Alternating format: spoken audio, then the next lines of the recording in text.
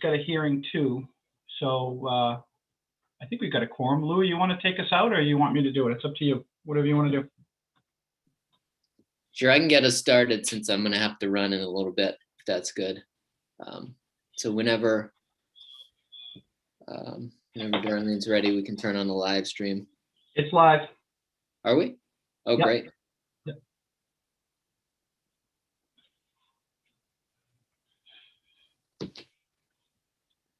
All right, well, good morning, everybody.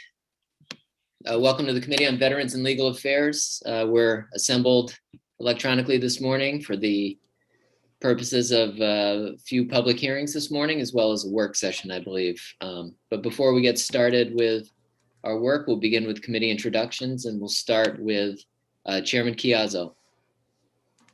Good morning, everyone. Happy Wednesday. Beautiful sunny Scarborough this morning. Chris Chiazzo, House District 28, West Scarborough, Maine. Senator Farron. Good morning, everybody. My name's Senator Brad Farron. I represent Senate District 3, which is the majority of Somerset County and one town in Kennebec County, the town of Rome. Thanks for being here this morning. Representative Riley.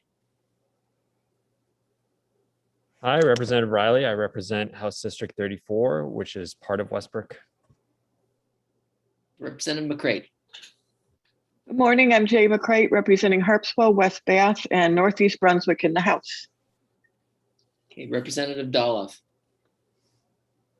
Good morning, Representative Josanne Dolph from District 115 in the Western Mountains, Roxbury, Rumford, Woodstock, Sumner, and Milton Plantation. Representative Supika. Good morning, I'm Laura Supika, and I represent House District 126, a portion of Bangor. Okay, Representative Wood. Good morning, I'm Barb Wood, and I represent House District 38, which is the western end of the peninsula in Portland. Great. And my name's Louis Lucchini. I represent most of Hancock County in the state Senate. With us today, we have our committee analyst, Janet Stocco. And we have a Darlene Simino filling in today to be our committee clerk. So she's coming up from the Transportation Committee. Welcome. Thank you. And so before we get started, we'll just go over a few pieces of information for electronic procedures. Just a reminder to everybody that this meeting is currently being live streamed on the committee's YouTube channel. So anyone who's a participant in the meeting via Zoom can be seen and also heard if your microphone is unmuted. People in the Zoom meeting waiting to testify, so that'd be those in the attendees list. You won't be seen or heard until you're called upon to speak. And just as a note, we just like to tell people as we upgrade you from the attendees list to the panelists list, sometimes you lose audio for a second. It might look like you're being dropped, but you'll come into the meeting, which time you can turn on your camera and unmute yourself and you'll be able to testify. As always, the audio for this meeting is being streamed online at the legislature's website. And those who've submitted written testimony, it will be publicly posted on the legislature's website, and that's where all of us can read your testimony. Regarding the chat function of the Zoom meeting, as a reminder, it is for technical assistance only. It's not a place to do any substantive work. We have a few bill groupings today. So for members of the public, we'll remind you that when you're called upon, please state your name, your place of residence, and the organization you represent, if any. So as we kind of advertise, we have several bills on elections this morning. So what we're going to do is merge them into one because there's a great deal of overlap within the topics. And so we have, I'll read us through the list of bills that we'll take first. And instead of the usual 3 minutes, we'll give everybody 4 minutes to testify on any or all bills. If you'd like, just say which bills you're testifying for or against. But we're going to open up a public hearing on 5 bills. So the bills will be LD 1363, an act to amend the laws governing elections, and that's a department bill. LD 1276, an act to ensure all legal voters are able to participate in elections. LD 1165, an act to provide secure drop boxes for absentee ballots. LD 1164, an act to expand the application period for absentee ballot requests and allow early processing of absentee ballots. And LD 1013, an act to provide absentee ballot tracking for Maine voters. Okay, so we'll simultaneously open up all of those, and if it's okay with you, Chairman Chiazzo, I'll turn it over to you and I can kick off the first one, which is the Secretary of State's bill. And then we can move through the sponsor list. That works.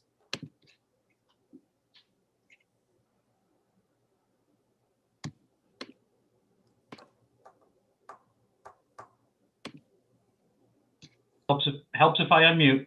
Yeah, no, that's fine with me. Whenever you're ready, you can start. Okay, great. Thank you, Mr. Chairman. So, Mr. Chairman, members of the Veterans and Legal Affairs Committee, my name is Louis Lucchini. As we all just did our introductions, I represent most of Hancock County in the Senate, and I'm here to present LD 1363, an act to amend the laws governing elections.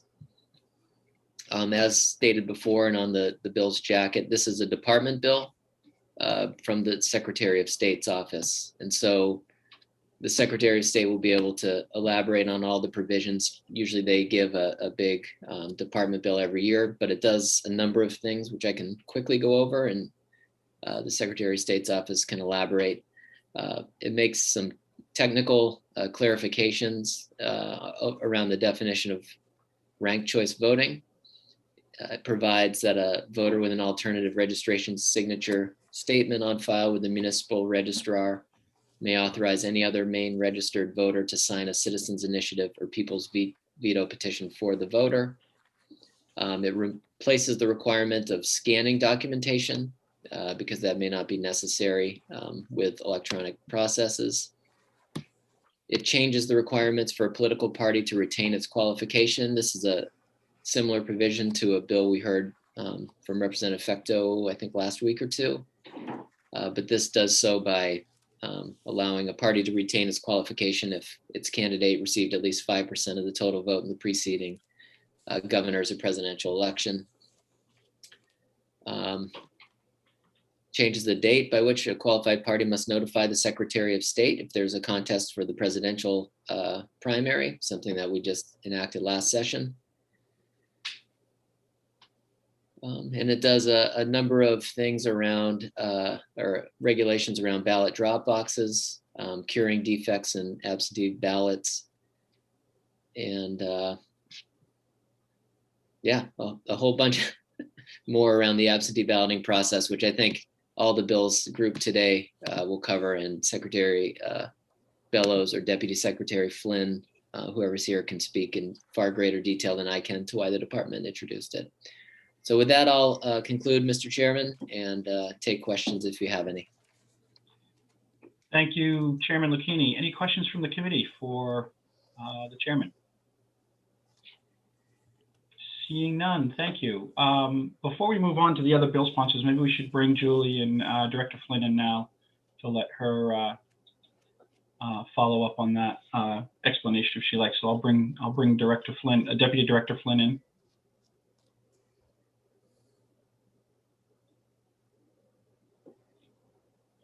Good morning. Good morning. Good morning, Chairman Chiazzo and Senator Lucchini, our sponsor, and members of the Joint Standing Committee on Veteran and Legal Affairs. I'm Julie Flynn, Deputy Secretary of State. And as expected, I'm testifying in favor of this agency legislation.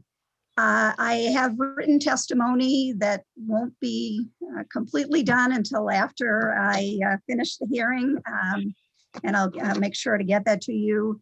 I just want to ask before we go, this is a fairly lengthy bill, and my testimony would go through section by section. If you want me to take the time to do that now, or we can do it, I can hit some high points and then do it in a work session as we've done before. So leave it to the chairs to decide how we want to proceed.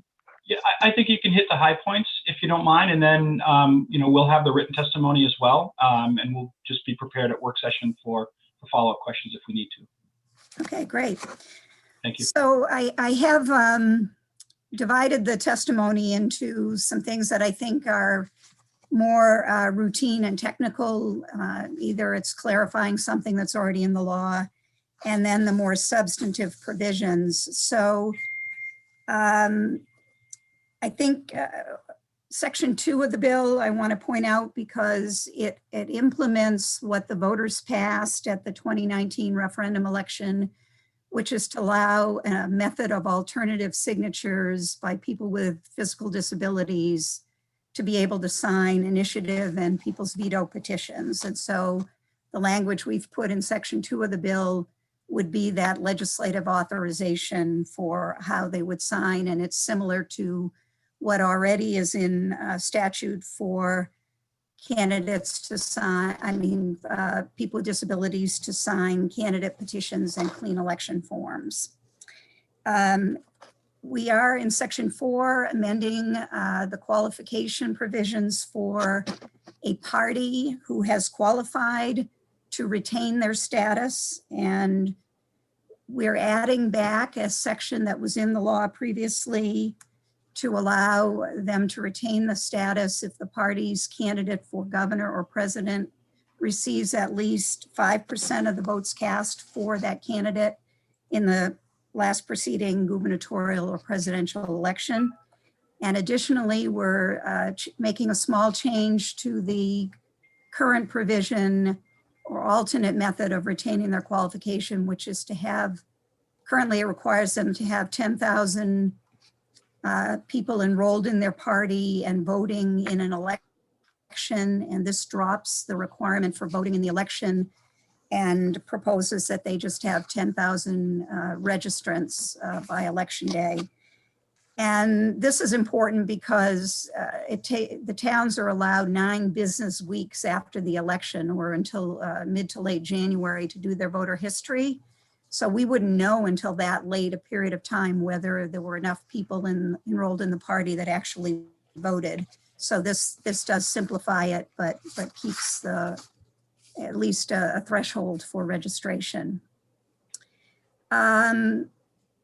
The next one I'm going to hit is that in Section 21 of the bill, when people show up at the clerk's office to vote an absentee ballot in the presence of the clerk, currently they just give their name and they're authorized in the central voter registration system and given a ballot. We are adding a provision that they would give their name and date of birth and residence address when they check in. There is no application for these voters. It's just an oral application, and adding this requirement would make it similar to what happens when a voter makes a telephone request so that the clerk can confirm that they're putting the ballot in for the correct voter. We did have some errors in 2020 that were discovered, but where they had initially put the ballot in for the wrong voter, like a father instead of a son, or someone else with the same name, but it wasn't the correct voter. So this we believe would help resolve that. And then the two provisions that I think are really substantive, I'd like to spend a second going over. One of them is the implementation in statute of our absentee ballot drop box procedures that we proposed and implemented in 2020. And this would allow a municipality to have a drop box that meets the requirements of the law, either on or adjacent to the municipal office, or alternatively at a location that is separate from the municipal office if that is where the town is conducting absentee voting before the election. And there are several towns who do that. They don't have a big enough office and they go and they conduct absentee voting. So it would allow them to have one at either of those locations. And then additionally, if they wanted to have more than one that's authorized, they could apply to the Secretary of State at least 90 days before the election and give us the specifications of where the drop box is and that it meets the requirements. And we would review that and approve or deny it and make sure that they meet all the physical security requirements that are otherwise outlined in the bill. It wouldn't require them to have more than one, but it would allow them an opportunity to be approved for one. Some of the security requirements, and again, these are very similar to what we implemented in 2020, but we felt for transparency and just to make it official is to put those into the statute. It has to be secured so that somebody can't just pick up and take it away. It has to be secured, the drop box or the slot or the chute where somebody deposits their ballot. It has to be in such a way that a voter somebody else can't reach down in and remove any ballots or otherwise tamper with ballots. But it does have to have a way for the clerk or the clerk's designees to open the box and retrieve the ballots in an authorized manner. When it's being used during the 3 month, the month or so before the election, when ballots are available and can be returned, it has to be monitored periodically. Might be with a surveillance camera, but it could also be with law enforcement or municipal office personnel. They need to check on it and just make sure that nothing's happened to it in the interim. There has to be a mechanism to close and lock the deposit chute or slot so that when it's 8 p.m. on election day, it can be closed and locked and prevent somebody from putting in a ballot that cannot be accepted after 8 p.m. on election day. And there need to be some restrictions on use so that it's not just a general drop box for any town business. It has to be labeled so that it's only for the absentee ballots. We have slightly increased the availability of who can retrieve ballots from the box. In our 2020 procedures, it was the clerk or the clerk's designee in teams of 2. Under this provision, we would allow the clerk, which means the clerk, any deputy clerks or assistant clerks, to retrieve the ballots by themselves. They're sworn, staff of the clerk's office, or to have a team of 2 designees, and that would have to go together to retrieve the ballots. And now this would require there to be a log form that we design in the Secretary of State's office and provide to the municipalities, where it shows the date and time that the ballots were retrieved and the initials or signature of the person or persons who retrieved them.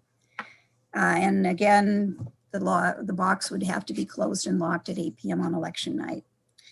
And then the other sections that are substantive are sections 22 through 27, which adopt in statute the cure defects for curing defects on absentee ballots that, again, we implemented quite successfully in 2020, but we, again, for transparency and to make sure that clerks are all following the same procedures, we would like to adopt these into law. So we're implementing a 2-day cure or a hold process or period where the clerk would try to contact the voter at the phone number or email if provided on the absentee envelope. So they could call the voter and say, is this your signature? Did you provide, did you fill out this ballot? And there's procedures that are defined for how they would do that.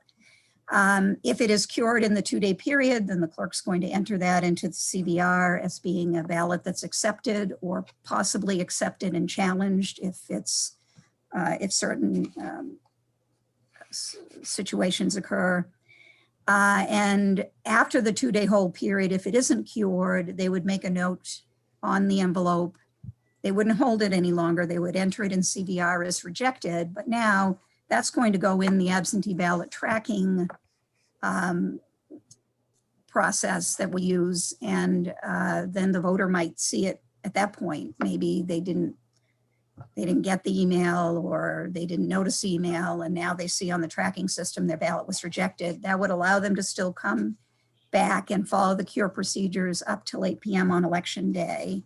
And if it's cured, it can be counted or at least counted as a challenge ballot. Section 24 really is the meat of this. It talks about how ballots can be cured during certain defects. If there's a mismatched voter signature, if you get a hold of the voter, you're going to be able to cast it without challenging it. If you don't get a hold of the voter, you can cast it as a challenge ballot, because we don't want someone to be disenfranchised because they think the signature might not match when it actually is the signature of the voter.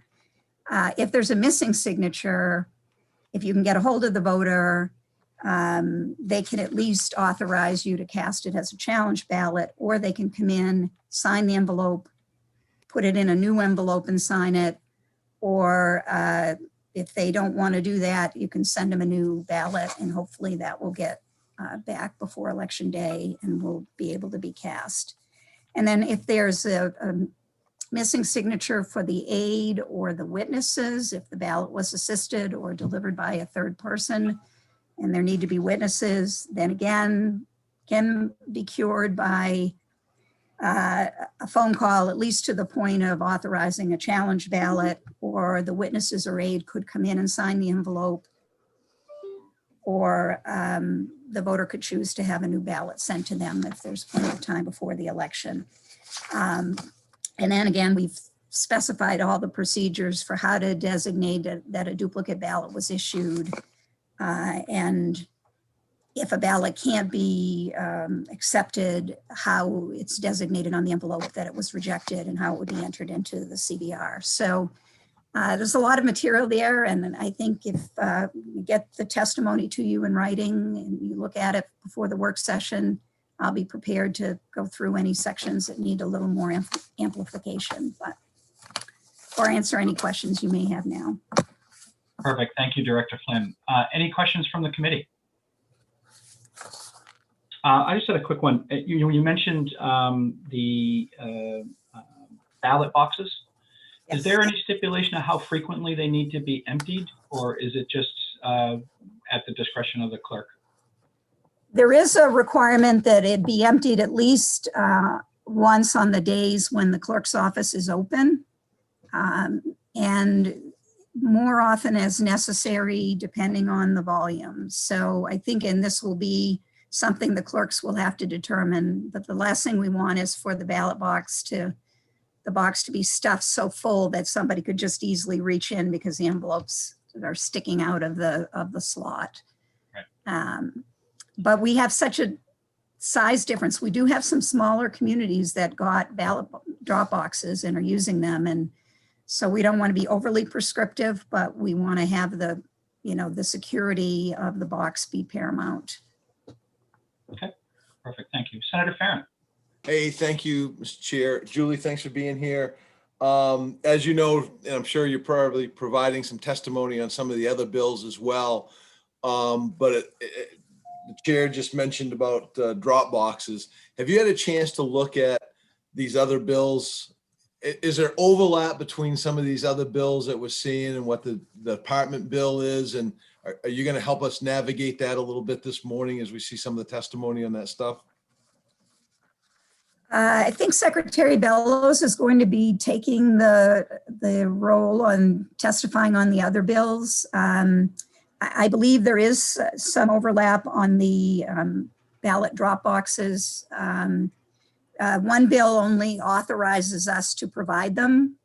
So I think that bill doesn't have any overlap. I mean, it just sort of makes it clear we can provide them. And we are looking at that with our election security money that we have, the federal grant money that is an authorized use. So we may be supplying it to, any other towns who wish to do it. I think there is one that goes into more detail, and they were going to adopt our wording into, an amendment. So I think it's up to the committee how they want to decide that, if they want to strip it out of our bill and pass the other bill, or what they want to do, what you want to do. Yep. Thank you, Senator Farron. Any other questions for Director Flynn? All right, seeing none, thank you, Julie, for setting that up for us. We appreciate that. Thanks for Thank joining you. us this morning. I'll get busy on my testimony. Thank you. Thank you. All right. Next up, we'll bring in Representative Roberts. She is the lead sponsor for 1276. So bring in, give her a second to come in and get acclimated. Closest thing we have to time travel. Is that quick enough? That was perfect, Representative Roberts. Thank you. The floor is yours when you are ready. Thank you. Good morning, Senator Lucchini, Representative Chiazzo, distinguished members of the Joint Standing Committee on Veterans and Legal Affairs. I am Tiffany Roberts, and I represent House District 6, which is comprised of the majority of North Berwick and South Berwick. I'm here today to present LD 1276, an act to ensure all legal voters are able to participate in elections. To go off script from my testimony, this is the bill that Director Flynn had referenced that is pulled from their bill with their language. So if the committee chooses to do this separately, they have the opportunity to do that. So that being said, previous to the COVID-19 pandemic, voters were able to vote in person and drop off their absentee ballots at their municipal offices, in addition to mailing in their absentee ballots before Election Day. This past election, some municipal offices expanded voting accessibility by installing drop boxes and drop slots. This opportunity allowed voters to cast their ballots safely without the need to interact with municipal officers or other officials or other voters. In addition to helping reduce prospective COVID-19 outbreaks, access to drop boxes and drop slots has made our voting process a more equitable one, and their continued use will ensure the same opportunities going forward. LD 1276 sets the standard for use of Dropbox and Dropbox slots in municipal settings and improves the ease of voting. Please note that this bill is not a mandate that the Dropbox be used by municipalities, but rather sets some parameters for municipalities to use for those who choose to use them. In consultation with the Maine Department of the Secretary of State, I urge this committee to consider the amended comprehensive language included below. I put it right in my testimony to make it easier for you. And the amended language is highlighted in yellow, provides greater detail to the municipalities, helps ensure all voters of varying physical ability can vote by absentee ballot if they choose to do so.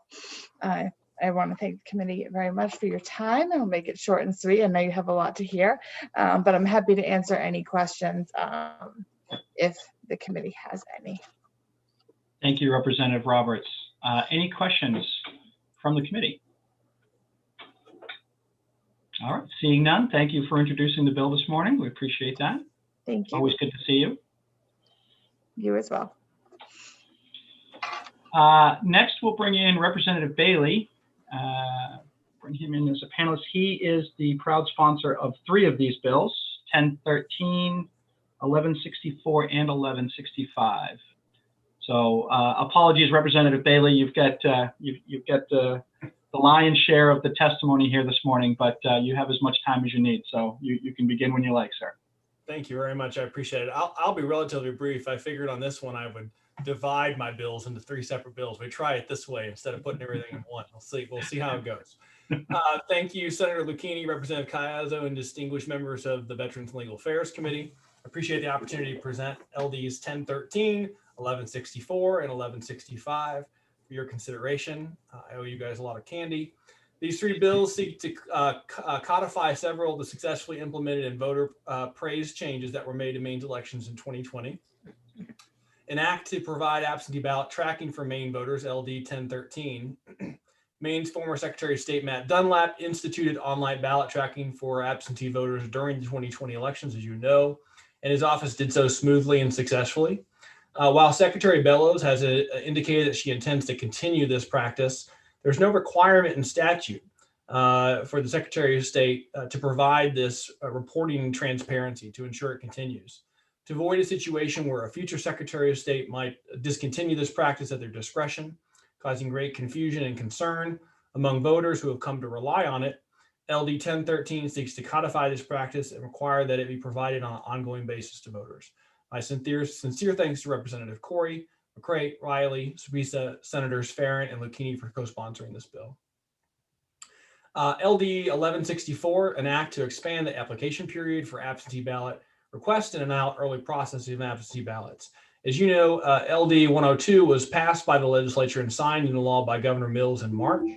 It addressed the same issue of early processing that is included in this bill. Thus, those portions within LD 1164 can be struck. The other issue in LD 1164 that remains unaddressed, however, is the application period for requesting absentee ballots, to the best of my knowledge. I understand I asked for your action on this issue too. LD 1164 seeks to remove the prohibition against issuing absentee ballots to any voters whose applications are received within 3 days of the election, thus allowing voters to request and vote an absentee ballot within this window. This accommodation was made during the 2020 elections, and many voters could very well anticipate that it will continue in the future. Furthermore, I would reference you to a bill by Speaker Fecto that is also being considered by your committee, LD 148, that would adopt ongoing absentee voting. And it's relevant here because the adoption of this practice would diminish concerns by some election administrators, I think, about the burdensome nature of this particular requirement of allowing absentee voting within that 3-day window. As more voters receive their ballots by mail, we can anticipate that fewer voters will need to request absentee ballots from their clerk, including within the 3-day window prior to the office, where they might try to go down to the town hall and get that ballot. The provisions within LD 1164 that seek to allow absentee ballot requests within the 3-day window prior to the election day were again implemented smoothly and successfully in the 2020 elections. I'm only seeking to continue this practice and ensure that no eligible voters are denied full access to the ballot. My sincere thanks to Representatives Berry, Crafts, Geer, Hassenfuss, Lookner, O'Neill, Osher, and Sheehan for co-sponsoring this bill. And then finally, LD 1165, an act to provide secure drop boxes for absentee ballots, which I understand the Secretary of State's bill also addresses. My intention here is to seek to expand efforts made during the 2020 election to provide drop boxes to municipalities for the convenient drop off of completed absentee ballots by Maine voters. Current law authorizes voters to return a voted absentee ballot by depositing that ballot into a secure drop box accessible by only the municipal clerk, as you fully well know. This bill would authorize the Secretary of State to provide to each municipality secure drop boxes that are accessible by only the municipal clerk for depositing those voted ballots. Again, this bill seeks to codify a practice that was smoothly and successfully implemented during the 2020 elections. And I appreciate Representative Caiazzo, McCray, Riley, Subisa, and Tuttle for their co-sponsorship of this bill. These 3 bills seek to improve access and participation and promote transparency and integrity in Maine's elections. I ask that the committee please support these important bills, whether through the individual legislation that I introduced or through the Secretary of State's comprehensive bill. I appreciate very much your consideration. I'd be happy to answer any questions you may have now or at work session. Thank you, Representative Bailey, and thank you for your flexibility. I know we threw a lot at you with all 3 bills at once, so thank you for that, for rolling with that. Any questions from the committee? All right, seeing none. Thank you, sir, for the introductions. Thank you. I do not see any co-sponsors on the list. I don't know if anybody on the committee who is a co-sponsor wishes to speak. If so, raise your virtual hand. If not, then we will move on to the public hearing side of things. Let's see.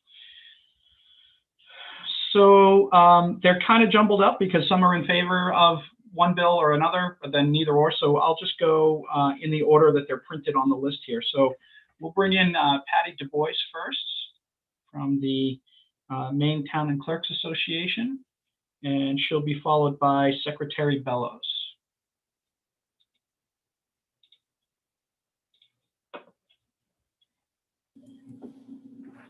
Good morning, Patty. How are you? Good, good. So all 3 bills, or excuse me, all 5 bills, speak to whichever ones you like, or one in particular. It's entirely up to you. Thank you, Representative Piazzo. and Senator Lucchini and members of the Veteran and Legal Affairs Committee. My name is Patty Dubois. I represent the Maine Townsend City Clerks Association. I'm a resident of Winslow, Maine. Regarding LD 1363, clerks are in support of this legislation. As you know, we have a very diverse group of municipalities that we represent.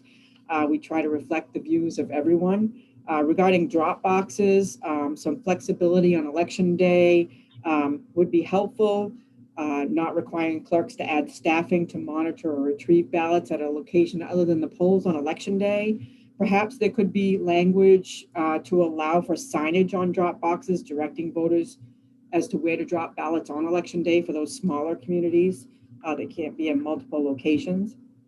Regarding multiple drop boxes, we are opposed to language that would allow municipalities to obtain and deploy additional drop boxes.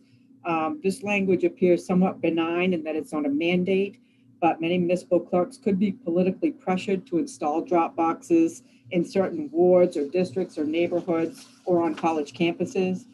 Each municipality should be limited to one drop box. The concept of multiple drop boxes in a voting jurisdiction is common in states where elections are conducted by county rather than by municipality. Of course, multiple drop boxes are necessary there at the county level since it's a large geographic area. And of course, Maine conducts elections at the local level here. Regarding curing defects, a missing voter signature, municipal clerks suggested that the ballot be accepted and not challenged if the clerk verifies with the voter that they requested, voted, and returned the absentee ballot, but failed to sign the backside of the envelope. And regarding curing defects, accepting a cured ballot, when a defect is cured, the municipal clerks make a notation on the envelope and change the ballot from rejected to accepted in CVR. Many municipalities batch their returned ballots each day and finalize a lot of accepted ballots with a report in CVR. It would be preferable if defective ballots that are subsequently cured be allowed to be entered into CVR with the cure date rather than the return date. Regarding LD 1276, we are in support of this bill. This bill clearly limits the number of drop boxes to one per municipality, which is preferred by municipal clerks. And regarding LD 1165, we are neither for nor against this bill, but it does state that only the municipal clerk may have access to the drop box, and clerks would suggest language to allow a designee to have access. And regarding LD 1164, we are opposed to this bill. There are actually three main parts of this bill, which repeals the special circumstances absentee ballot provisions. Repealing this provision would guarantee disenfranchisement of all voters who find that an unexpected situation prevents them from voting at the polls on election day, since passage of this bill would leave no allowable provision in law to vote by absentee ballot on election day. Although not all clerks embrace the special circumstances provision, most agree that it provides a safety net when unexpected situations come up. Extending the absentee ballot processing period from the 4th day to the 7th day, I believe this has been passed in prior legislation this session. And extending the deadline to request an absentee ballot to 5 p.m. on the day before election day. We are opposed to this legislation, as we've mentioned in other testimony, that clerks really need the Friday and the Monday before election day to prepare for early processing of absentee ballots, and then also to prepare for election day setup. So we're strongly opposed to taking away that deadline. When we compare absentee voting across the country, we have robust absentee voting laws. We're trying to figure out what problems this bill is trying to solve. We would be slightly increasing convenience to the voters, but it would significantly impact the ability for municipal clerks, which are the election experts in the state, to effectively staff, organize, and manage the entire voting process. So we are opposed to that bill. Regarding LD 1013, in November 2020, there was a rollout of an online absentee ballot tracking system that allowed voters to track their ballots at their convenience. It eliminated a great number of calls to municipal clerks. It was very well received. And this program does help to build voter confidence. So clerks do support that bill.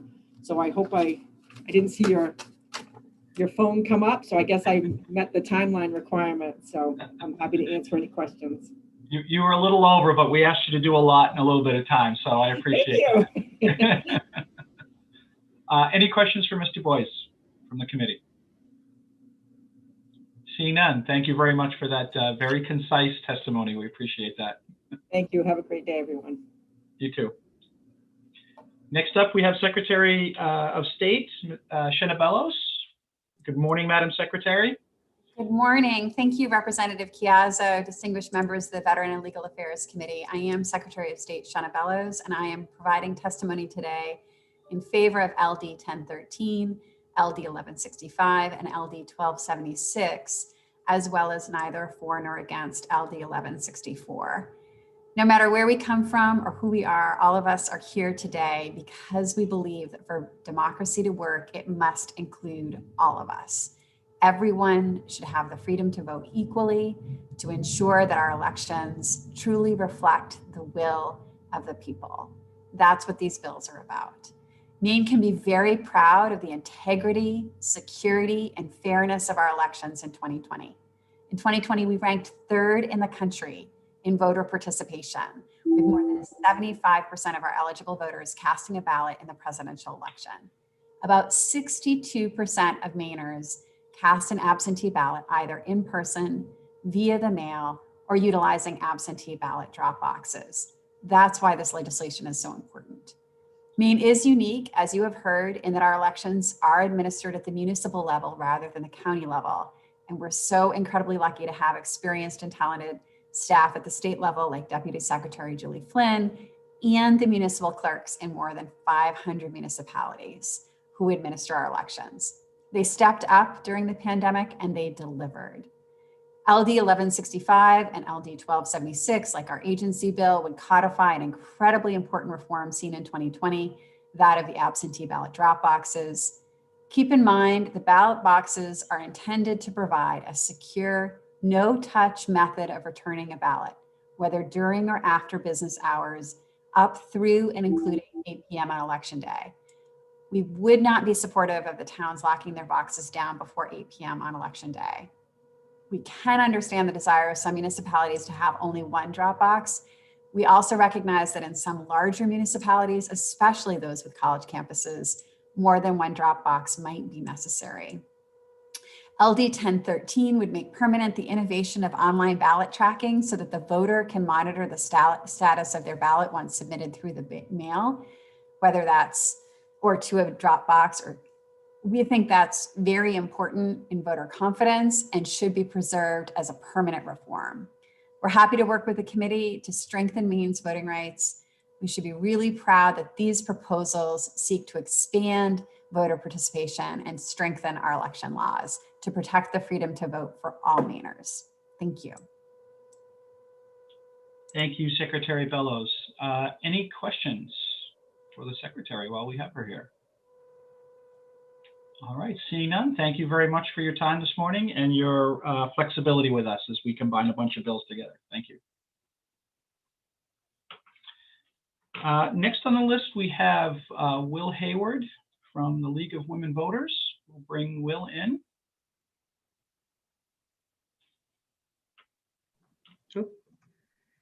Am I in? You are in, sir, and welcome. And you've heard the spiel, so feel free to begin when you are ready, sir. Will do, and I thank the committee for not making me pop up 5 separate times. So I'll try to keep this as brief as I can. Morning, Senator Lucchini, Representative Chiazzo, and members of the committee.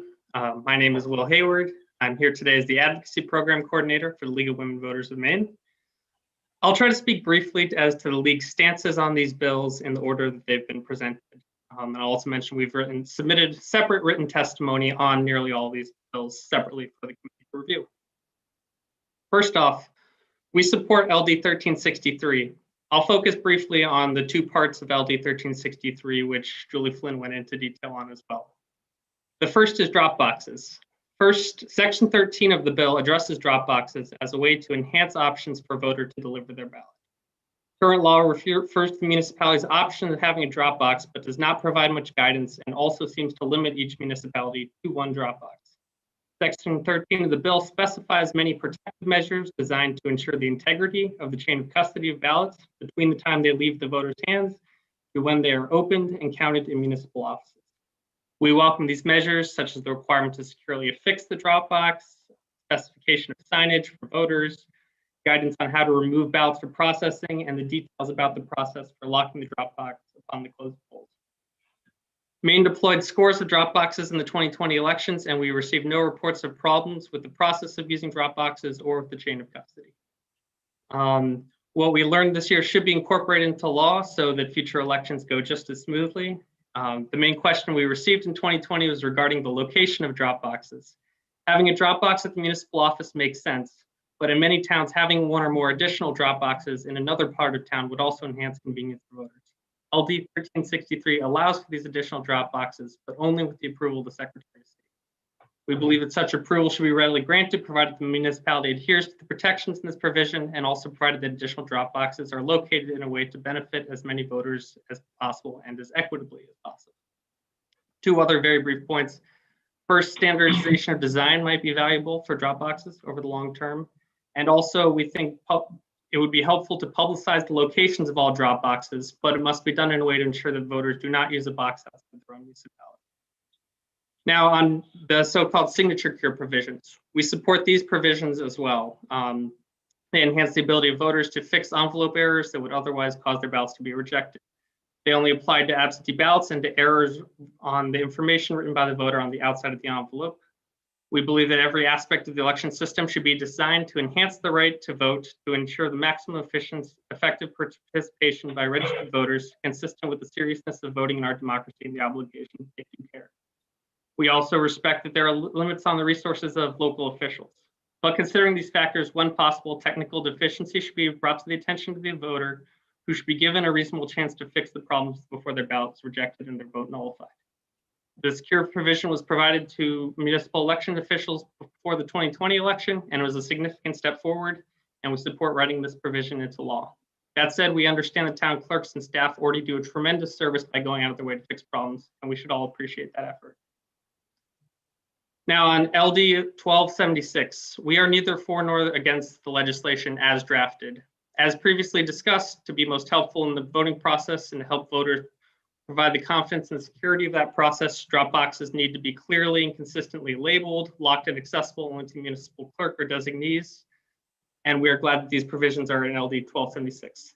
However, LD 1276 as initially drafted limits drop box locations to a single location at the municipal office, while the League of Women Voters in Maine supports making drop boxes available in more than one location where appropriate.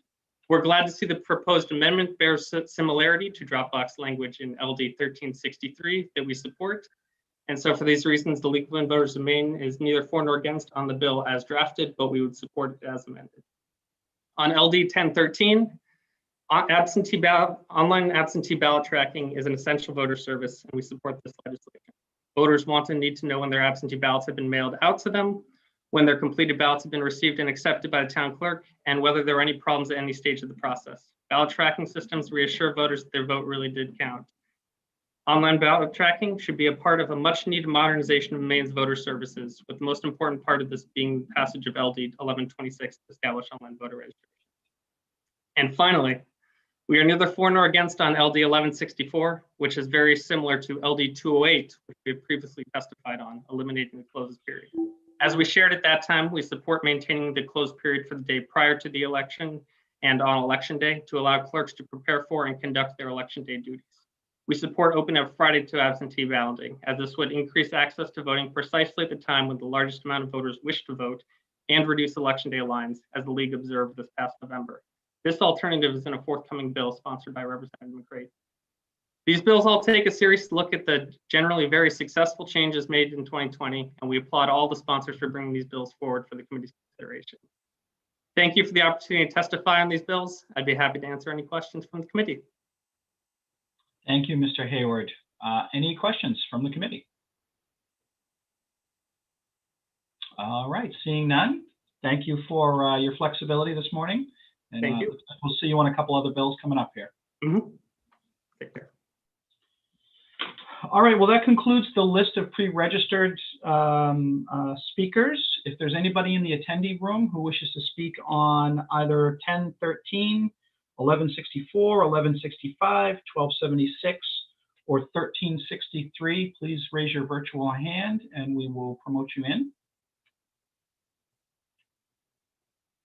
Okay, seeing none, then we will close the public hearings on LD 1013, 1164, 1165, 1276, and 1363. Up next, we have two more elections bills, but these were a little bit different, so we didn't combine them with the previous ones.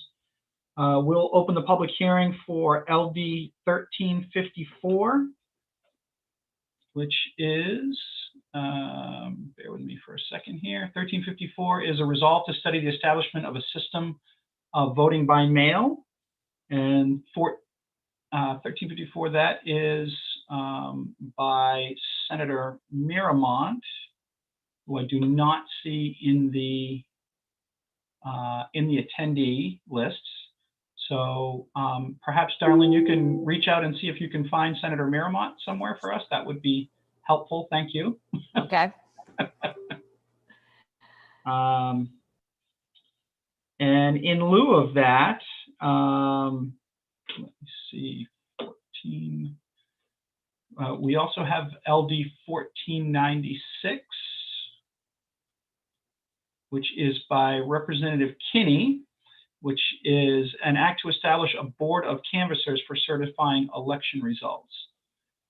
So Representative Kinney, if you are present and ready, we can start the public hearing on LD 1496 first.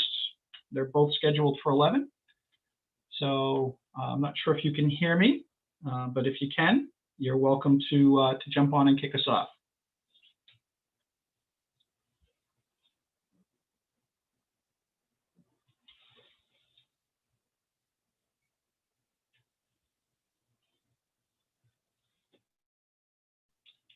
So I see her screen, but I see her muted and her video is off. So why don't we take a quick break and I'll see if I can get reach Representative Kinney. And the first one that comes in will get to present their bill.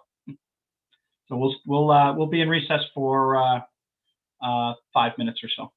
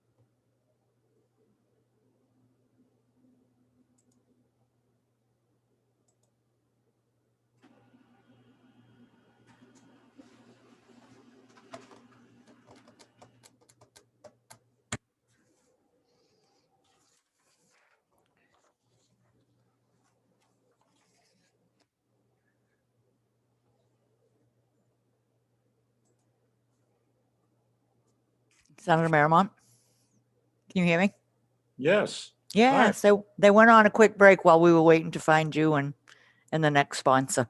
Just thought I'd let you know. Thanks. It's been one of those days in labor. We couldn't find any of the sponsors for the first 3 bills, so we did the same thing. It's getting kind of crazy. It's that time of year. And Anyway, then you can, I'm sorry. no, go ahead. I said, then you confused me. I'm getting a call from transportation. It's like, what the heck? I bet it did, but you responded. So that You was bet. good. Always will to you. It was good because I called Rose. I'm like, I need his phone numbers really quick. I know I can find him. Then I called Marine Resources thinking that you might be down there. Totally forgot about you were on labor too. She's like, no, we're doing IF&W. I'm like, okay, bye, gotta go. Well, because my other line was ringing and it was you. So Oh, a little man. crazy. So, Yep. yep. All right, I'm gonna put you back on mute till they come back, but Okay. I'll be okay, here. thanks. Oh, and the All house right, chair is here. folks, welcome back. I see we Senator have Senator Bramron is here. Marymount with us. Thank you, Senator. I know you've been in there for a little bit. We're just trying to track everybody else down as well. So get a couple more people to turn their videos back on. Don't need a full caucus, but I know there's still a few people present.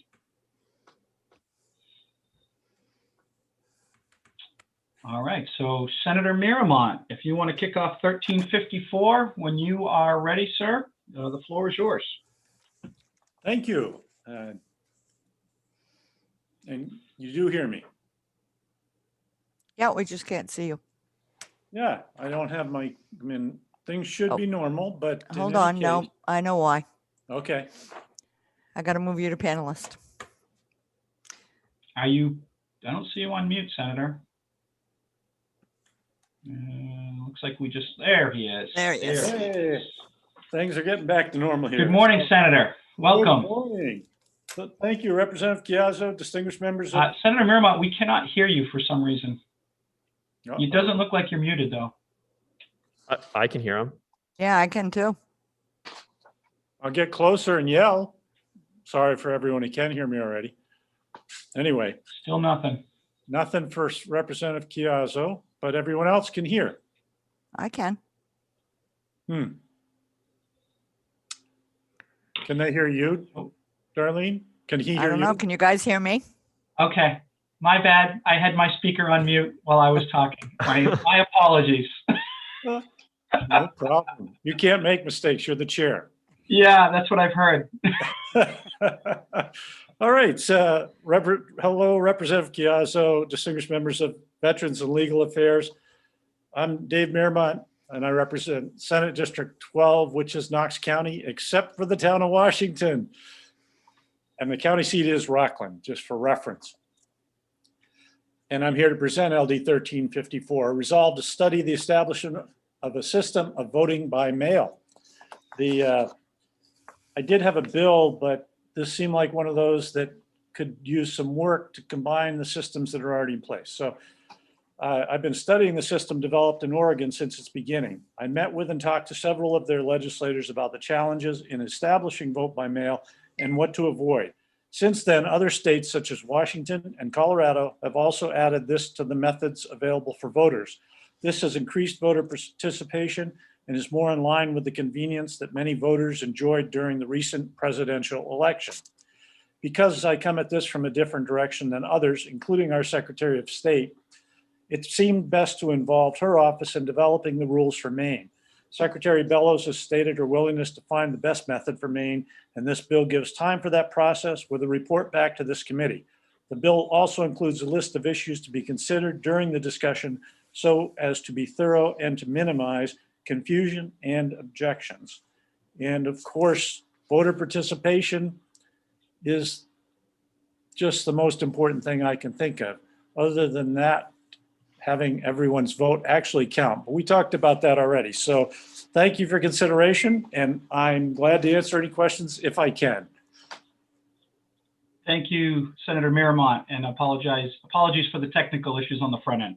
So we're getting there. We'll get there just in time to go back live. It'll be perfect. Any questions for the senator? Seeing none. Thank you, sir, for introducing the bill. Thanks very much. So we have, we're back to a normal public hearing, so everybody will have 3 minutes. We'll start with those testifying in favor of the bill, and we'll start with Deputy Secretary Bautista. We'll bring in the Deputy Secretary. Good morning. Good morning, Deputy Secretary. How are you? Good. How are you? I hope everyone's well this morning. Representative, thank you for having me. Representative Chiazzo and members of the Joint Standing Committee on Veterans and Legal Affairs. My name is Joanne Bautista, and I am the Deputy Secretary of State Policy Advisor. I'm speaking today in support of LD 1354, which requests that the Secretary of State's office conduct a study on vote by mail. Our office has worked with advocates and Senator Mearmont to draft an amendment, which you all should have. The Department of Secretary of State is committed to researching the feasibility of implementing an automatic vote by mail process, analyzing relevant laws and issues, and identifying barriers to implementation in Maine. And for clarification, automatic vote by mail would differ from our current system, and that it would require the state to automatically send a ballot to all eligible voters. And this would just simply be creating another option for eligible voters to cast their ballot. Currently, there are approximately 21 states that allow some form of vote by mail. Of those 21 states, 5 states, including Colorado, Hawaii, Oregon, Utah, and Washington, conduct all of their elections by mail.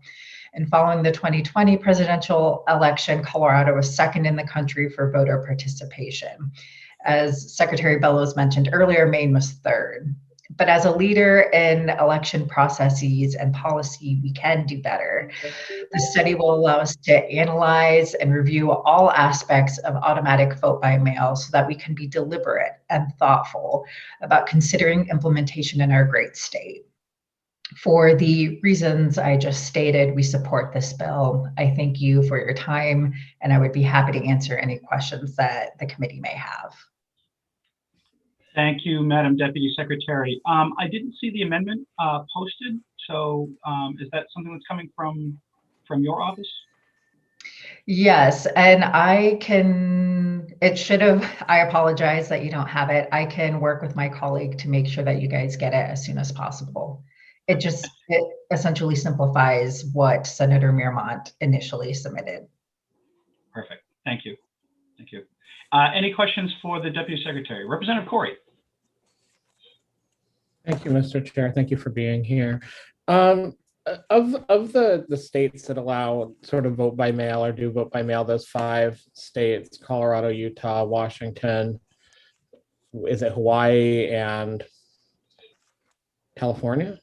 And Oregon. And Oregon. Of those states, how many of them are enrolled in ERIC, like the system that allows sort of us to cross-check, our voter list with other states? This is a huge concern of mine. Earlier this session, I brought up a sister of mine that has languished on Maine's voter rolls for 20 years, and obviously she would be mailed, a ballot, and that would be floating around out there. And I think that's where the really big concern is just the level at which Maine has, kept their voter lists, up to date. So I think without that, I don't know how I could personally support a vote by mail law.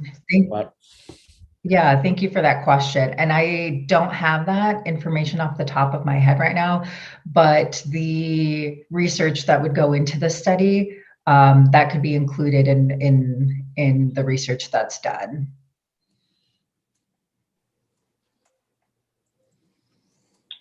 Follow up, Representative Corey. I'm sorry. So I'm trying to figure out then how the Secretary of State's office can support this bill without knowing, whether or not these other states are enrolled in a system that keeps their voting lists clean. Obviously ours isn't. So I'm trying to understand how we can support a bill. Do you know what I mean? That's in favor of, sending ballots to voters that aren't here, that don't live in Maine any longer. But could I follow up to that, Representative Chiazzo? Yeah. So we are considering implementing automatic vote by mail. And so this study would allow us to research all of these states that are already doing this process to figure out whether or not it would make sense to do the same thing here in Maine. Okay. Thank you, Madam Deputy Secretary. Any other questions from the committee? All right, seeing none, thank you for your testimony this morning. Thank you. Up next, we have Robert Booth of Portland, who's also speaking in favor. So, Mr. Booth, there you are, sir. When you are ready, you have the floor. Great. Well, first of all, thank you to the chairs and also the entire committee for the opportunity to speak with you today. As you said, I'm Robert Booth. I live in Portland, Maine, and I am here to support LD 1354, the resolve to study the establishment of a system of voting by mail, both as a Mainer. I'm also speaking on behalf of Represent Us, their national field director. Represent Us is a national nonpartisan organization that is focused on making our political system more fair and accessible. Before I begin with my testimony, I do know that information off the top of my head, Representative Corey. Hawaii is the only state of the 5 states that use universal vote by mail that is not a member of ERIC. So just putting that out there. At the time when many states are restricting voters' choices, we commend Maine for traditionally being a leader when it comes to empowering voters while maintaining safe and secure elections. We are encouraged by this effort to study an expansion of vote by mail systems and how similar efforts have worked in different states. As we look for ways to promote access and we look for ways to promote turnout, I would certainly encourage the study to take a hard look at Colorado's voter choice model, which many experts consider to be the gold standard of modern voting systems. That voting system has 3 main pillars, one being universal mail of ballots, so all voters are receiving a ballot by mail. Voter choice being the second pillar, so all voters have the choice to either deliver that ballot back by mail or to deliver it back by person. And then finally, access and security. So many pieces of this model are focused on streamlining, on modernizing and securing the voting process from the point of voter registration all the way through to the point where we're counting and curing ballots. As mentioned, while Colorado is the gold standard, Hawaii, Oregon, Utah, and Washington all have universal vote by mail systems. And 5 other states, California, Montana, Nevada, New Jersey, and Vermont, implemented temporary universal vote by mail systems in response to the COVID-19 crisis this past year. Voter fraud in vote systems like this are extremely rare. Colorado has a very secure system due to risk limiting audits, paper ballots, among other policies. And in the 20 years since Oregon implemented their universal vote by mail system, there have only been a dozen documented cases of mail-in ballot fraud. So basically, an American is more likely to be struck by lightning than they are to commit voter fraud. I thank you guys for your time. I'm happy to answer any questions. Thank you, Mr. Booth. Any questions from the committee? All right, seeing none, thank you, sir, for your testimony this morning. That concludes the list of those signed up to speak in favor. I don't see anybody opposed, but we do have Nadine Bangerter from Rockland, who is listed to speak neither for nor against, so we'll bring in Nadine.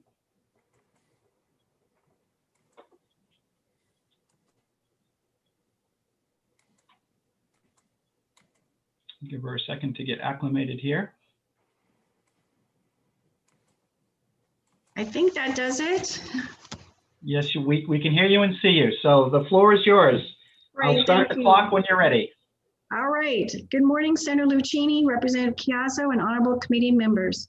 My name is Nadine Bangeter. I'm a resident of Rockland, Maine. I'm testifying today as a volunteer for the League of Women Voters of Maine, neither for nor against LD 1354. The League has been promoting and defending elections for over 100 years. Vote by mail, VBM, is an election system innovation gaining popularity across the country and worthy of consideration. Apart from our concern that the scope and timeline may overburden the Office of the Secretary of State, we would not object to the proposed study as long as it considers whether VBM is right for Maine, along with LD 1354's questions on how Maine might adopt VBM. A year ago, the League of Women Voters completed its own study of vote by mail, which concluded Maine should protect our current range of voting choices. VBM is convenient, but in-person voting is generally more secure and provides greater opportunity for voter assistance. Significant cost savings appear unlikely for Maine, while best practices may require significant upfront investment. And VBM highlights the benefits of more direct communication with voters. But we still have a lot of questions that a well-constructed study could help answer. Is VBM right for Maine? Can VBM make a significant impact on Maine's voter turnout? Could other measures work as well? Can we keep same-day registration? Will VBM incur costs that are reasonable in relation to its benefits? Due to housing instability, will VBM negatively impact poor communities with already low voter turnout? What will the impact be on municipal elections? Will this present a constitutional issue? To date, Vermont is the first municipal election state likely to pass VBM. All other VBM states run elections at the county level. Vermont's proposed VBM legislation increased Vermont's election budget by $2 million, in part to retain its municipal election sites. The strongest rationale for adopting VBM might be increased voter participation, but the idea is complicated at best since turnout is driven by so many factors. Colorado did indeed have 0.1% higher turnout than Maine. That's about 1,000 Maine voters. But Minnesota's turnout, number one in the US, was 3.6% higher than Colorado. Minnesota and Maine share similar election models, including not having VBM. In fact, voter outreach may constitute the most beneficial component of VBM, more important for voter participation than actual ballots by mail. These rewards might be reaped in Maine without implementing the mailed ballot component. VBM is not a voting option, it is a system-wide election model. By its very nature, it will significantly change how Maine casts votes and how they are counted. If a study is to be undertaken, the League recommends a comprehensive review beyond the procedural, including all election stakeholders, to evaluate VBM's impact on Maine's voting system and civic engagement. Thank you for your consideration. I'll be glad to answer any questions you might have. Thank you, Ms. Bangeter. Any questions from the committee? All right, seeing none, thank you for your testimony this morning. So that concludes the list of pre-registered speakers. If there's anybody in the attendee room wishing to speak on LD 1354, please raise your virtual hand and we'll bring you in and recognize you. All right, seeing none, then we will close the public hearing on LD 1354. Up next, we will open the public hearing on LD 1496, and that is a bill sponsored by our very own Representative Mary Ann Kinney. So Representative Kinney, when you are ready, you have the floor. All right. Well, thank you very much. Good morning, Senator Lucchini, Representative Chiazzo, and fellow members of the Veterans and Legal Affairs Committee. I am Mary Ann Kinney, and I represent House. Sorry to interrupt you, but we can hear you, but we can't see you. So if you're okay with that, that's fine. I just wanted to let you know. We don't, okay. Maybe my video goes off because I have my testimony on my iPad and that's where I'm on Zoom. So that might be the problem. I just wanted to let you know in case you wanted to be on there. So it's up to you. I started, let me see. I started my video. I'll come back, but I'll have to go out to be able to read my testimony. But because I can't get my computer to work this morning at the State House. For some reason, it's not connecting to the internet. So I'll go I probably guess I'll be off camera for We'll my have, testimony. we've been having issues all morning, so it's not, Yeah, you're it not seems to alone. be. Yeah, it seems to be an issue. So here I go. So right. as long as you can still hear me, I'll go from here. We can still hear you. Perfect. So I represent House District 99, which is the towns of Brooks, Burnham, Freedom, Jackson, Knox, Monroe, Thorndike, Troy, and Unity in Waldo County. And I'm here presenting LD 1496, an act to establish the Board of Canvassers for certifying election results. And I'm bringing this bill forward because I had several people mention during the last several election cycles, it's not just this most recent one, that they'd lost most, if not all, confidence in Maine's election process. Whether or not there is an issue with our election process, the people have lost confidence in us. And so this bill is mirrored to an extent on the Board of Canvassers in Michigan State, which has had their Board of Canvassers has been in place since the state's creation of their constitution in 1850. And they've gone through some various changes within theirs, but currently their board is similar to what this bill presents, which puts 4 members with 2 members from each of the 2 parties with the largest number of members within the legislature. And currently that would be 2 Democrats and 2 Republicans. And it's to just be able to review the election results as they come in within, I believe, 10 days of the election. And from there, they can look at individual municipalities as far as whether or not there was concerns. And I know part of the issue I had with bringing this forward is I had people in a municipality that didn't think that the election results were quite right. Their counting machine had gone down in the middle of the night. They had to wait for a new flash drive from the Secretary of State's office. And these little things that occur are what is causing the reduction in confidence from the voter. And I've been reading the testimony that's been coming in for this bill, and the voters are weighing in saying this is a great bill because this will put some responsibility back that gives them that confidence that they have lost. So I'd be happy to take any questions at this time. And of course, I will be here for the work session. I certainly hope so. Thank you, Representative Kinney. Any questions from the committee? All right, seeing none, thank you for introducing the bill for us this morning. First on the list to speak, we don't have anybody listed to speak in favor.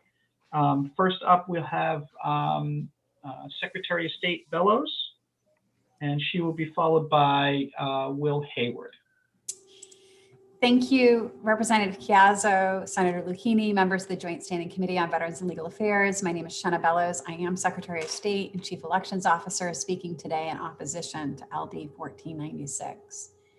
Although some states do have a separate board that canvasses or certifies the election results reported by the local election officials, other states, including Maine, give that responsibility to the Secretary of State.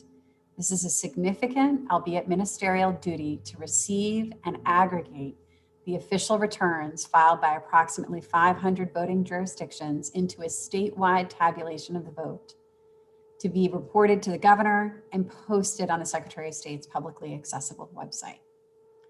From a policy standpoint, it is unclear what value is added by having a partisan board do a second review of the nonpartisan staff's careful tabulation of the vote.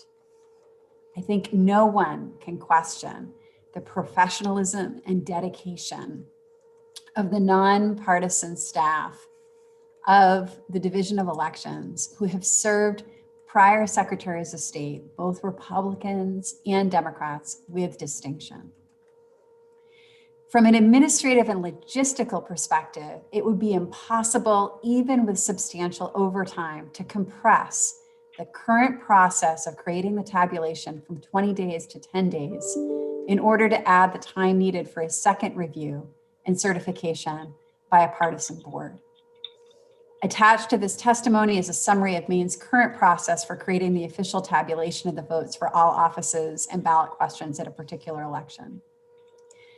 Please note that for the special Senate District 14 election on March 9th of this year, with only 11 municipalities, all of which finished their tabulator tallies and returns of votes cast before 9 p.m. on election night, the Secretary of State's office was able to complete the official tabulation by the morning of March 10th and communicate a proclamation to the governor for Senator Hickman to be sworn in.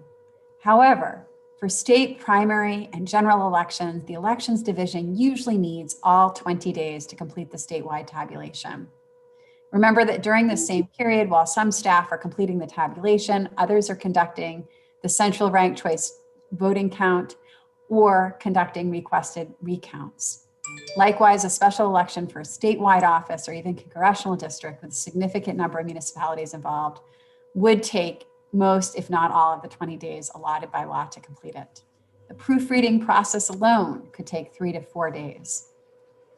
The returns from the November 2020 general election, for example, take up about 3 3-inch binders. If the board is expected to complete a second review of all the municipalities' return of votes cast, comparing the warden's return of votes cast with the clerk's return of votes cast, and proofread the printed tabulation again, it would likely take longer than the 3 to 4 days it takes the experienced election staff to do. Another concern is the ability for 3 or more members of the board to order a recount of all the ballots cast within a specific municipality or within the whole electoral district if, quoting the bill, the members determine that the returns submitted by municipal election officials are not accurate. On what basis would the board make the determination? We have very significant concerns. In the interest of time, I'm going to allow my written testimony to speak to itself with those returns, but I will add that it sounds simple to create a board with 2 members each from the major political parties during the odd number year. But it is likely that there will be 1 or more vacancies or members who are unavailable by the time they're needed to canvass the tabulation of the next general election more than 18 months later. If there is more than 1 vacancy, the board would not have a quorum. What would happen then? Could the election be certified? And what provision will you make? This bill would have to be amended to appoint people to fill the vacancy or vacancies in this proposal. For all of these logistical as well as philosophical reasons, we oppose this bill. I thank you, and I'd be happy to answer any questions the committee might have. Thank you, Madam Secretary. Any questions from the committee? All right, seeing none, thank you for your testimony again this morning. Up next, we have Will Hayward.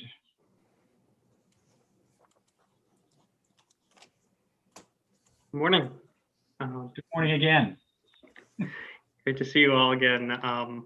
Morning, Senator Lucchini, Representative Chiazzo, members of the committee. My name is Will Hayward. I'm here today as the Advocacy Program Coordinator, again, for the League of Women Voters of Maine. The League opposes LD 1496. LD 1496 would add an unnecessary and potentially troublesome new step to the process of certifying elections. A board of canvassers would be created to certify election results and submit them to the governor, a duty presently performed by the Secretary of State. Board members would be nominated by members of the Democratic and Republican caucuses. Inevitably, a primary role of the board members would be to watch out for the interests of their respective parties. With 2 members nominated by each party, the 4-person board could end up in stalemate on controversial questions. There's no provision in this bill for resolving a tie vote.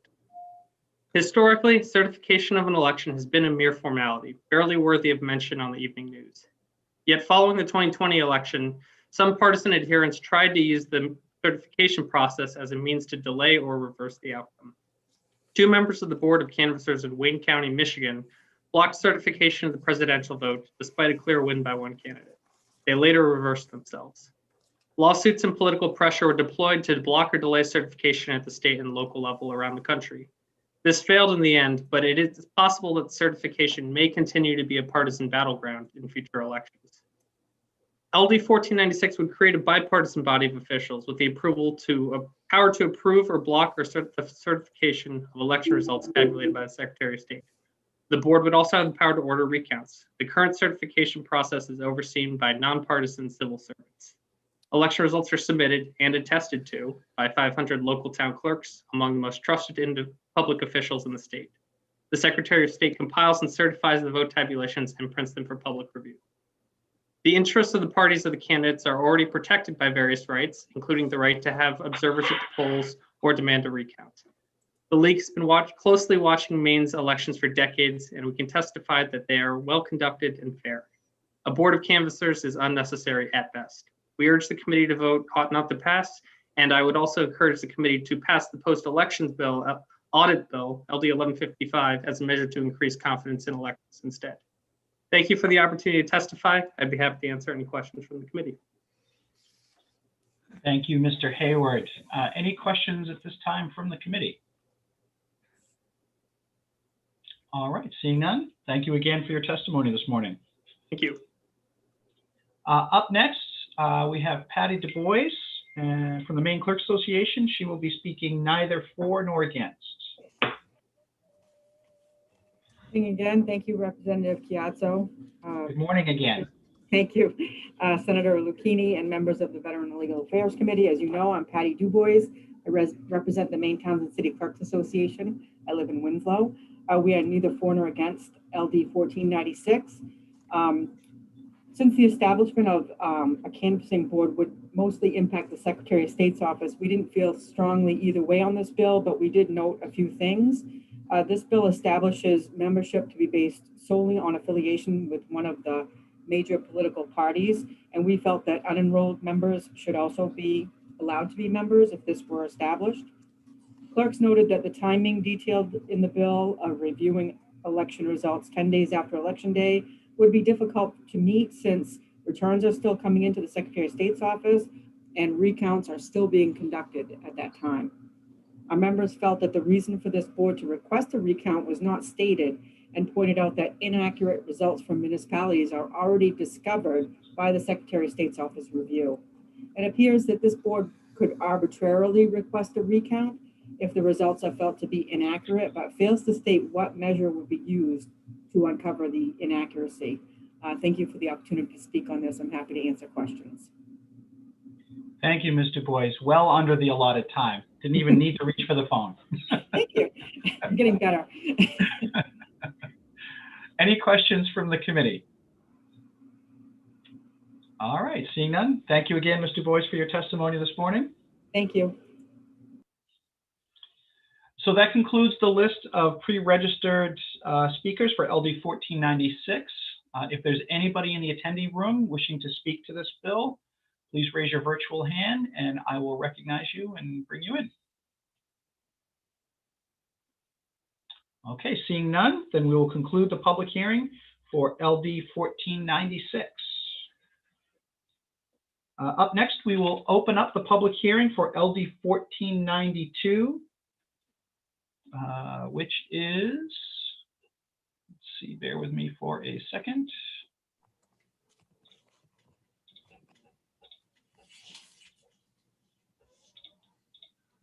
There it is. It is an act to provide more choice for Maine consumers in the purchase of spirits. And here to present the bill is our very own, often imitated but never duplicated Senator Farron. Wow, thank you. I mean, come on, you got to admit, just the title of this bill is pretty cool. Senator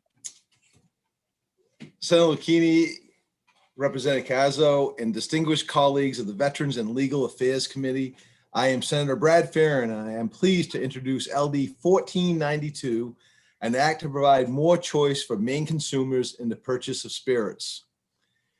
This session, our committee has made several updates to improve the alcohol landscape for our Maine hospitality and manufacturing businesses. LD 1492 continues this by recognizing the new consumer demands for cocktails to go that are pre-made and packaged, otherwise known as ready to drink, RTD. Innovation is at the center of the production so that these RTDs taste like a real cocktail, even though you may not be physically at a bar. The quality of RTDs and their ingredients are what consumers are requesting, a single drink meant to be enjoyed slowly that has flavor. As beer and wine manufacturers expand their manufacturing footprint into this new production category, they want to remain with their existing distribution partners, the beer and wine wholesalers. Control states are updating their laws to allow the beer and wine distributors to carry the higher ABV spirit RTD products. The bill will allow, hang on just one second, sorry about that. This bill will allow more access and availability for Maine retailers and consumers to have the expanded offerings for these new spirit-based products by making 3 changes to the statute. First, LD 1492 amends the existing low alcohol spirits definition by raising the maximum alcohol level of a low alcohol spirits product from 8% to 15%. Maine already has the low alcohol spirits definition, where products under the 8% ABV are in the beer wine distribution channel. The increased ABV to 15% will accommodate the mixology quality of ingredients to ensure the RTDs taste like a real cocktail in a bottle. The second change in the bill is in response to concerns raised by Bablo regarding the details on the distribution for these low alcohol spirits products. And I'm going to circle back to that before I wrap up. Existing low alcohol spirit products that have an ABV between 8 and 15% will be grandfathered. There will be no disruption in the distribution channel and no confusion with the retailer or consumer as to where these products are sold. For the new products in the 8 to 15% ABV range, the distribution path will be determined by the source of the manufacturer. If the supplier is a certificate of approval for malt liquor or wine, the spirits RTD will be distributed by the wholesalers. If the supplier is a certificate of approval for spirits, the RTD beverage will be under the state distribution system. Any product with an ABV greater than 15% is a spirit product and will be under the Bablo control. The final change is in Section 3 of the bill. This provision was included for clarification by the Office of Reviser of Statutes. There is no provision currently in Title 28A that actually allows low alcohol spirits product manufacture or transport distribution, although it is implied in several different areas. This issue was addressed in the errors bill that the committee worked on last session, but was unfinished at the time of the session adjournment due to the pandemic. The approach in LD 2131 was to include the production of low alcohol spirits in the definitions for brewery and distillery. I will refer to Janet's expertise to guide the committee on which approach is preferred. I thank you for your consideration of LD 1492. And before I open up for questions, I just want to make a couple points. I've got some 1 or 2 other folks in the queue that will answer more of the detailed questions, because those of you that know me that have served on this know there's no way I was that detail orientated and was able to pull all of that stuff out. So yeah, I see the smiling faces. I got you. The other thing I'd really like you to pay attention to and ask questions on is from Bablo itself. We had a couple group holder meetings trying to work through this. This was trying to be very collaborative so that, you know, the last thing we want to do is reduce revenues in the state of Maine. We didn't want to, you know, confuse the liquor laws and the liquor contract. And we really thought we was on a path. We had a couple of collaboration meetings and we changed like Section 2. We put in there specifically to address Bablo's concerns. And we reached out in the last couple of weeks to have some of those conversations to make sure we were still on the right path. And then at the 11th hour yesterday or whatever, we got testimony opposed to it. And I'd be curious to hear that testimony and see how that goes, because we really did try to work together on this. So with that, I will stop yakking and answer any questions that my fellow colleagues may have. Thank you, Senator Farren. Representative McCready. You're muted, Jay. I got it. Thank you, Mr. Chair.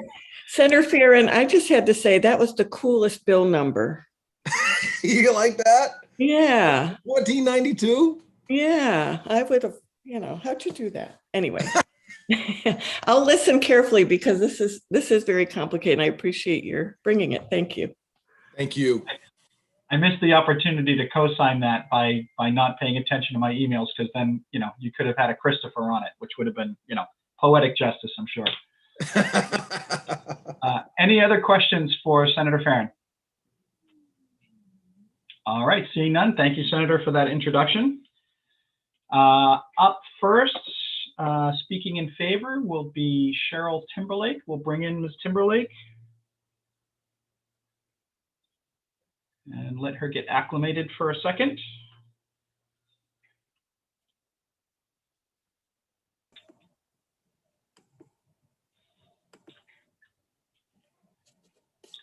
Good morning, Ms. Timberlake. When you are ready, the floor is yours.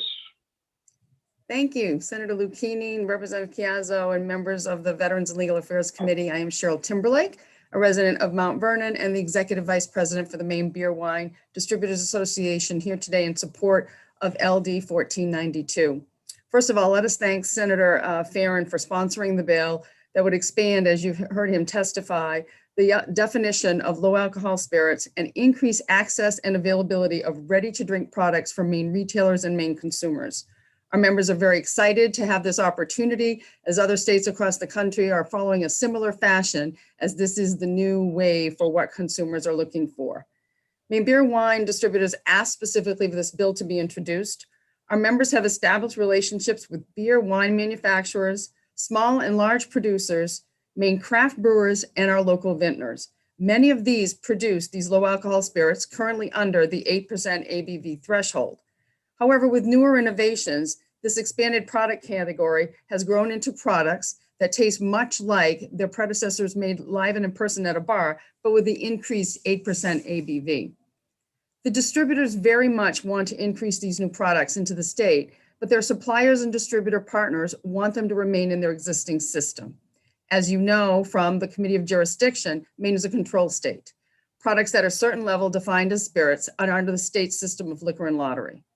So with the change in this bill, we will be able to allow new introduced products between 8 and 15% low alcohol spirits products to run into the beer distribution channel. Similarly, Maine manufacturers who produce low alcohol spirit products will be able to stay with their distribution partners without the complexities of engaging the state control system and the decisions made by liquor and lottery in terms of posting and pricing. As Senator Farron stated, control states are currently updating their laws to define RTD, low alcohol spirit products, and they allow specifically for beer and wine distributors in their networks to carry them. While many legislative sessions are currently ongoing, several control states have already made this change. They include Iowa, a controlled state that has a 15% ABV canned cocktail law. It's been in place for over a year, and the Department of Regulation in that state actively supported it. Idaho, another control state with a low spirits product definition of 14% ABV. And then finally, Ohio has a mixed beverage definition at 21% ABV. These control states define products and are sold by their beer distributors. In addition, several states are updating them currently. The independent beer distributors would love to have these products and sell to all of our licensed retailers. The original product definition is in the definition currently, which means Maine is a leader. You recognize low alcohol spirits and the distribution channels. I thank you for your consideration of my comments, urge your support of the bill, and would be happy to answer any questions now or at the work session. Thank you, Ms. Timberlake. Perfect timing. Thank you. Any questions from the committee? All right, seeing none. Thank you again for your testimony this morning. Thank you. Up next, we will bring in Andrew Hackman. Andrew will be speaking against 1492, and he'll be followed by Director Minio. So, Mr. Hackman, welcome. The floor is yours, sir, when you're ready. Good morning. I think it's, still morning. Representative Chiazzo, members of the Veterans and Legal Affairs Committee. My name is Andrew Hackman. I am from the town of Union and representing the Distilled Spirits Council. The Distilled Spirits Council are the major manufacturers of spirits products that are currently sold through the state's control system. I want to just state that we are in opposition to this legislation. We are certainly willing to work with Senator Farron and others to discuss the issue and try to get to a position that we could work together. I want to state first off that these products exist now. Discus's members are producing ready-to-drink cocktails, and the products are approved and flowing through the state's control system. Our concerns lie in Section 2 that bifurcates how new products and products that are already in the system will be treated. The difference is a crucial one because it is the potential to shape the market. The beer wholesale channel has 1,600 different retail locations where the products can be sold. The controls channel only has 600 state agency stores. So by creating this bifurcation of who sits in what channels, the potential for those that are in the beer wine channel to have broader market access is one that creates a market advantage. Now, we have had the suggestion that a spirits manufacturer may be able to get a certificate of approval to sit in the beer and wine space. We have not seen clarity that that can happen, and we are unsure if BABLA would grant the same company and the same brand the ability to operate in the beer and wine wholesale channel. So this is certainly an issue for understanding the marketplace. It is unfortunately more complex than probably we've dealt with in a long time, trying to create a bifurcation for the exact same product to go through different channels. Again, our members want to make sure that we have access to equal access to the distribution channel that beer and wine folks do have, and would encourage the committee to think thoughtfully so that we have an equal playing field. And we have certainly been supportive of the state's control status, and a lot of questions before this committee this year with regard to how the contract works and how a control state operates, and would certainly like to be a part of the work session and discussions as we try to find a way to have greater access for consumers. So I'll end there. But again, at this point, we can't support the legislation. Would recommend a ought not to pass report as it stands now. Okay, thank you, Mr. Hackman. Any questions from the committee? Representative Kinney. Thank you, Mr. Chair. How does Gallows wine and spirits certificate work? So I'm not familiar. They're not a member of Discus, but I'm assuming that they would be below the 8% current ABV. So they would exist firmly in that beer and wine channel. If they're making a product that is above that, they would potentially have to keep it below the 8% or enter into the spirits contract. But I'm not aware that they are selling a spirits product above the 15%. I'm sorry, above the 8%. It's currently 8%. The bill would change it to 15. Yeah. Okay. Thank you, Representative Kinney. Any other questions for Representative Hackman? Sorry, for Mr. Hackman. No, seeing none. Thank you, sir, for your testimony this morning. Up next, we have Director Minio.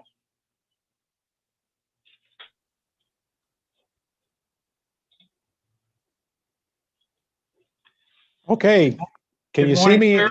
Good morning. Can you see me and hear me? We can see you and hear you. The All floor right. is yours, sir, when you are ready. That's a good start. Thank you. Senator Lucchini, who's not here, unfortunately, Representative Caiazzo, members of the Joint Standing Committee on Veterans and Legal Affairs. My name is Greg Minio, and I'm the Director of the Bureau of Alcoholic Beverages and Lottery Operations. And I am providing the following written testimony in opposition to LD 1492. This bill changes the definition of low alcohol spirits products by raising the allowable maximum alcohol by volume from 8% to 15%.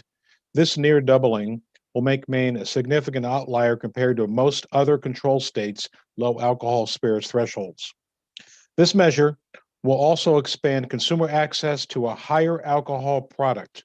Current law allows for the distribution of low alcohol spirits products of 8% or less to go through the private wholesaler network, and conversely, products above that mark are required to go through the state's listing process and distribution channel, which is limited to the 600 plus licensed agency liquor stores. In turn, under this proposal, the retail network will increase dramatically to 2,400 plus, which includes beer and wine stores. From a fairness perspective, if this bill becomes law, it creates a carve-out to Maine's control model for big beer manufacturers by allowing them to expand into the spirits space and then route their spirits products around the state's listing process, distribution channel, and the agency liquor stores that all other spirits manufacturers are still subject to. And as written, this legislation would allow a reselling agent to sell a spirits-based low alcohol product to an on-premise licensee, This runs afoul of the law in that a reselling agent may only sell a spirits-based product to on-premise licensees if the product is purchased from the state. In addition, this would preclude the state's ability to fully benefit from the growing popularity of the spirits-based ready-to-drink category. According to Nielsen, the spirit-based RTD category is growing at a rate of 140% annually, and new consumers are entering the category at a growth rate of 59%. Maine currently has 143 codes listed that fall into the RTD category, and that number has grown significantly over the last couple of years. And I'll just add that of the 143 codes, most of those are in larger format bottles. Very few are in the cans, which is really what we're talking about. Thank you for allowing me to testify before the committee today, and I'm happy to respond to questions, and of course, we'll be available for the work session. Thank you. Thank you, Director Minio. Questions from the committee?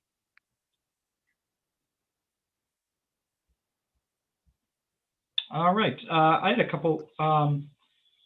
So I think you answered this already, and I apologize. It sounds like currently any beverage that's above 8% is the threshold now that automatically goes into the spirits category. Is that correct? Spirits. Okay. Spirits, so right? That threshold is already set at 8%, and this would actually be bumping that to 15. It's set at above 8%, it would go to 15. That's correct. That's what this bill proposes. That's right. Okay. So if we were to make those adjustments, how difficult would it be? Let's assume that we move that up. How difficult would it be to reclassify the spirits producers into that other distribution chain? How difficult would it be? You mean, for example, Anheuser-Busch? No. I'm going the other way. I'm saying, let's say we've got a distiller in Maine who is making a beverage that's at 9%, right? Right. And we elevate that level to 15%. Would we be able to put that distiller into the beer and wine category then and allow them a different distribution channel? Or are they locked in because of the licensing that they currently have? Well, it's not necessarily the licensing. They have to go through the listing process. It would have to be proposed for listing. Okay. So a process would exist. They would just need to follow that separate process. Yeah, this is not so much about process. This is about availability and access, where we're going from 600 stores to 2,400, 2,500 stores. Right. That's correct. Okay. All right. Thank you, Director. Representative Kane. Sure. Thank you, Mr. Chair. Thank you, Director Minio, for being here. I have questions. I've been to various breweries that are also restaurants, and they have their alcohol, the ABV for some of their malt beverages. I can think of, I don't remember exactly which one I had gone to, but their porter was at 9% ABV. So I don't know if they bottle it. That may be the difference, that they're only serving it in the restaurant. But it's a malt beverage. It's a beer product, not a right. That's different. Spirit. So is there a different rule for that product, even though the ABV is 9%? Well, this bill's about a spirits product going from 8+ to 15. So yeah, there's the ability of a manufacturer to make their own products, and a malt is definitely very different from the spirit-based products. Yes. Okay. Thank you, Representative Kinney. Any other questions for the director? All right, seeing none. Thank you, Director, for your testimony. We look forward to seeing you at the work session. Thank you. Okay, so that concludes the pre-registered lists for LD 1492. Anybody in the attendee room that wishes to testify on this bill, please raise your virtual hand and we will bring you in and recognize you. Okay, seeing none, then we will close the public hearing on LD 1492. Up next, last on our list this morning for public hearing, or this afternoon now, excuse me, is LD 1495, which is an act to help veterans who are caregivers of children with special needs and of family members to optimize their respite hours. And this bill will be introduced by Representative Andrews. And so he is now in. Representative Andrews, good afternoon. Thank you for joining us. And the floor is yours, sir, when you are ready to kick it off. Oh, sorry, Representative, you're still muted. There we go. Perfect. Senator Lucchini, Representative Chiazzo, and honorable members of the Veterans and Legal Affairs Committee. My name is John Andrews, and I represent the towns of Buckfield, Hebron, and Paris that make up District 73 in the foothills of Western Maine. I am here to testify in favor of LD 1495, an act to help veterans who are caregivers of children with special needs and of family members to optimize their respite hours. This summer, I was approached by a veteran named Douglas Seckinger from Norway, Maine, who was looking for help. Douglas is 100% disabled veteran with severe PTSD who is a caregiver for his fiance and 2 children.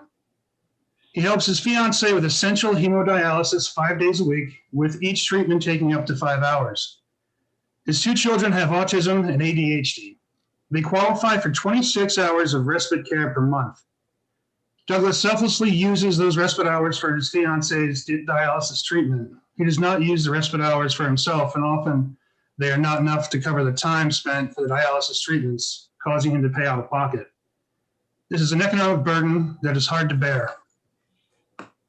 Respite hours are meant to give the caregiver a break from caregiving to rest and recharge for their duties. LD 1495 seeks to help veterans who are in similar circumstances as Mr. Seckinger by having the Maine Bureau of Veteran Services coordinate and help to navigate federal programs. It would also seek to see if any new benefits or programs have been developed since 2010's Caregiver and Veterans Omnibus Health Services Act that can be implemented in Maine. The Director of Veteran Services and his staff do an outstanding job for veterans in this state. We are lucky to have them. I'm hopeful that this bill might serve as a catalyst to shed light on an opportunity to aid Mr. Seckinger and other veterans like him as he continues to serve the needs of his family. Adapting programs to specifically target these specialty needs of veteran caregivers and coordinating with strategic partners across the state who can help will be immensely beneficial to veterans in this position who are struggling. Douglas will be testifying after me today, and he can explain his situation better than anyone else. I would urge you to listen to his story and think of any and all ways to help selfless veterans like him with this bill. I'm very hopeful that in the work session, this committee can work together to make this the best product possible to help all of our veterans who are also caregivers. Thank you for your time and dedication to public service. Thank you, Representative Andrews. Any questions from the committee members?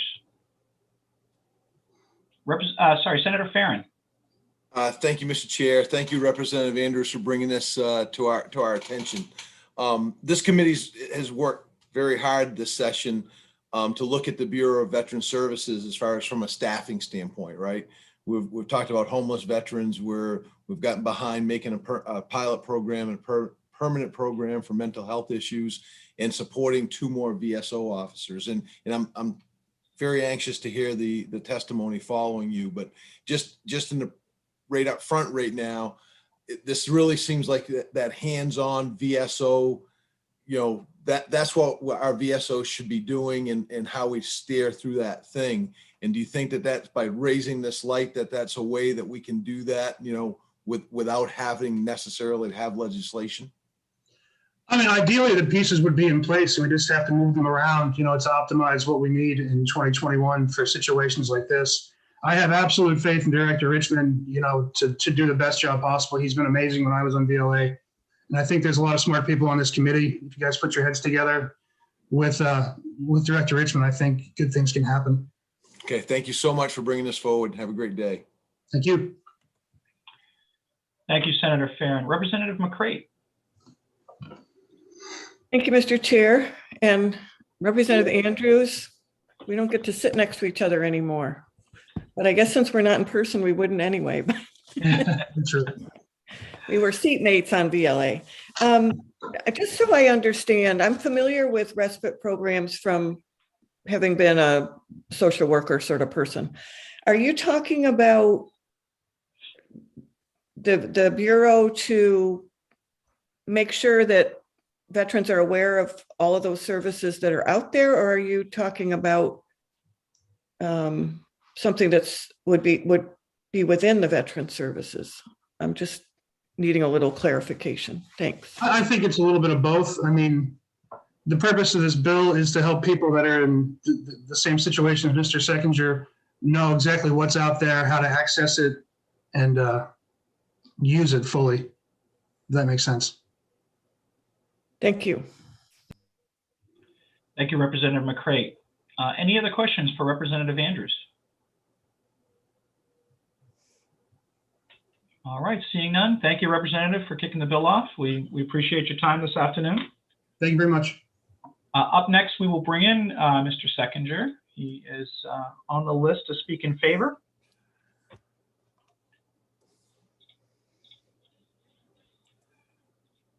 Give him a second to come in and get acclimated.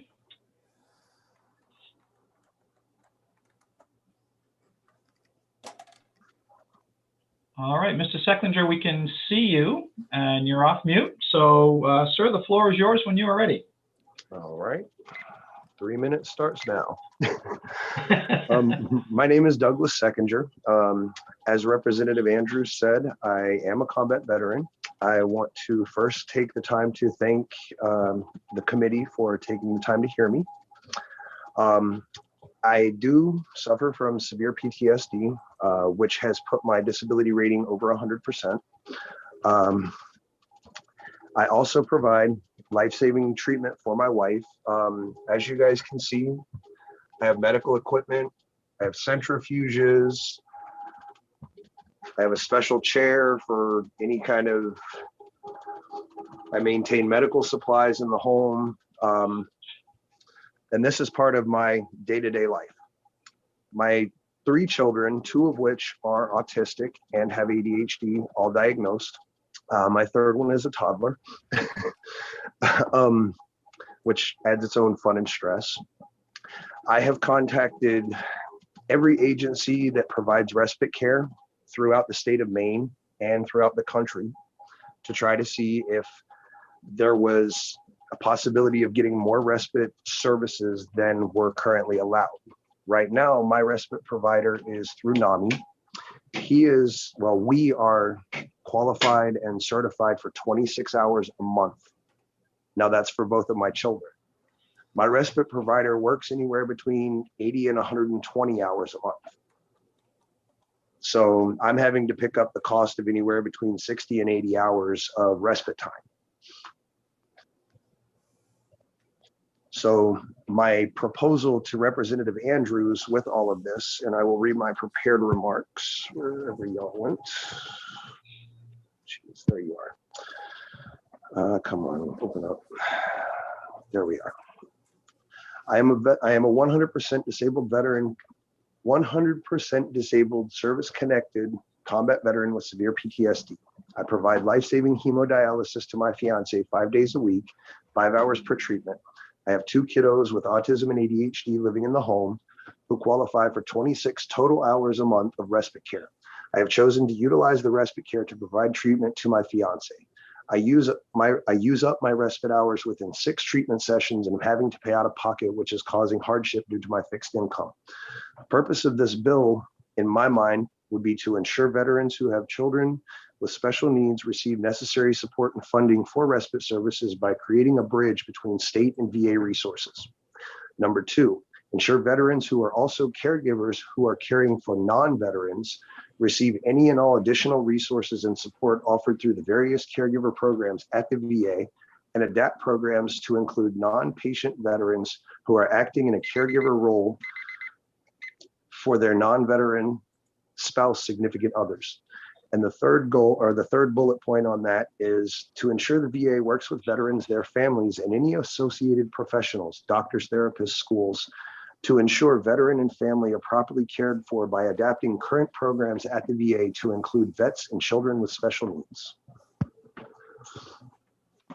And I will now open the floor up for questions. Thank you, Mr. Seckinger. Any questions from the committee?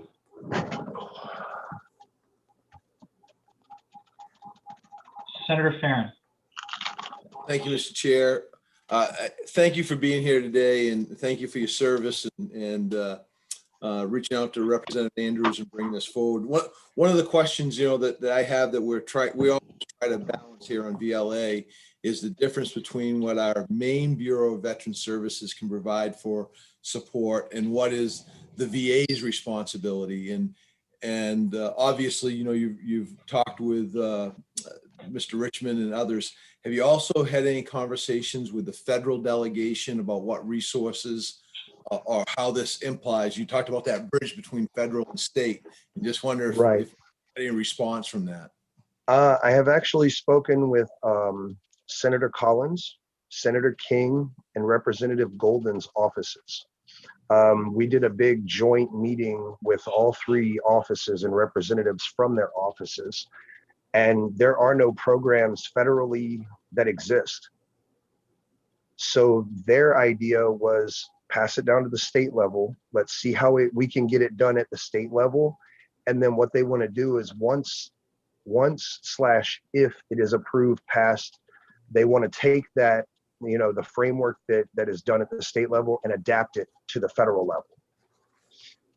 So the state is kind of setting the model, and then the federal is going to take over and do the adaptation to the federal level and make it a bigger scale project. Gotcha. Thank you, sir. Yes, sir. Any other questions from the committee? All right, seeing none, thank you, Mr. Seconder, for your testimony. We very much appreciate that. Thank you for hearing me, and thank you for your time. Up next, we will have Director Richmond. And Director Richmond is speaking neither for nor against. So Director, when you are ready, sir. Morning, Representative Chiazzo and honorable members of the Veterans and Legal Affairs Committee. My name is David Richmond, and I'm the Director of the Maine Bureau of Veteran Services. I'm here today to testify neither for nor against LD 1495, an act to help veterans who are caregivers of children with special needs and of family members to optimize their respite hours. Among our Bureau's statutory missions is the mission of serving as the primary source of information for veterans in the state regarding all services, benefits, and honors administered by the state, and to the maximum extent possible, services and benefits provided by the United States Department of Veterans Affairs, veteran service organizations, and other organizations dedicated to serving veterans, as outlined in our state law 37B. Our veteran service officers are the Bureau's primary information conduit for veterans and their families searching for resources. They are already trained and can advise veterans and their families on situations in which the VA will provide assistance to veterans' dependents. They are familiar with many services available through DHHS, and at a minimum, know who to refer to. Each veteran's experience and needs are unique, and the Bureau strives to customize their service that we provide to each veteran that we serve. The Bureau also keeps an updated copy of the Maine Veterans Resource Guide, along with the searchable resource locator, both of which are located on the Bureau's website. We administer the Veterans Emergency Financial Assistance Program, which can help veterans with life emergencies that they may encounter. We're also always on the lookout for state, federal, and local resources that we can connect veterans to. And we'll be happy to look into any additional services that may be available for veteran parents of children with special needs. I thank you for hearing this testimony, and I'm happy to answer any questions you may have. Thank you, Director Richmond. Representative Tuttle. Thank you, Mr. Chairman. David, had you been aware of this case prior to the public hearing? Not specifically this case, Representative Tuttle. Yeah, because I, being a veteran myself, I'm sort of concerned that some veterans get stuck and unable to address their situation. So I'm sort of surprised that the federal folks had said, let's see what the state does and take it from there. But I think that if we could try to intervene for this person, I think from at least my perspective, I think it'd be the right thing to do. And I'm hoping we can get clarity before the work session. Thank you, Mr. Chairman. Thank you, Representative Tuttle. Representative McCray? Thank you, Mr. Chair. Thank you, Director Richmond. Could you talk a little bit more about the financial assistance program?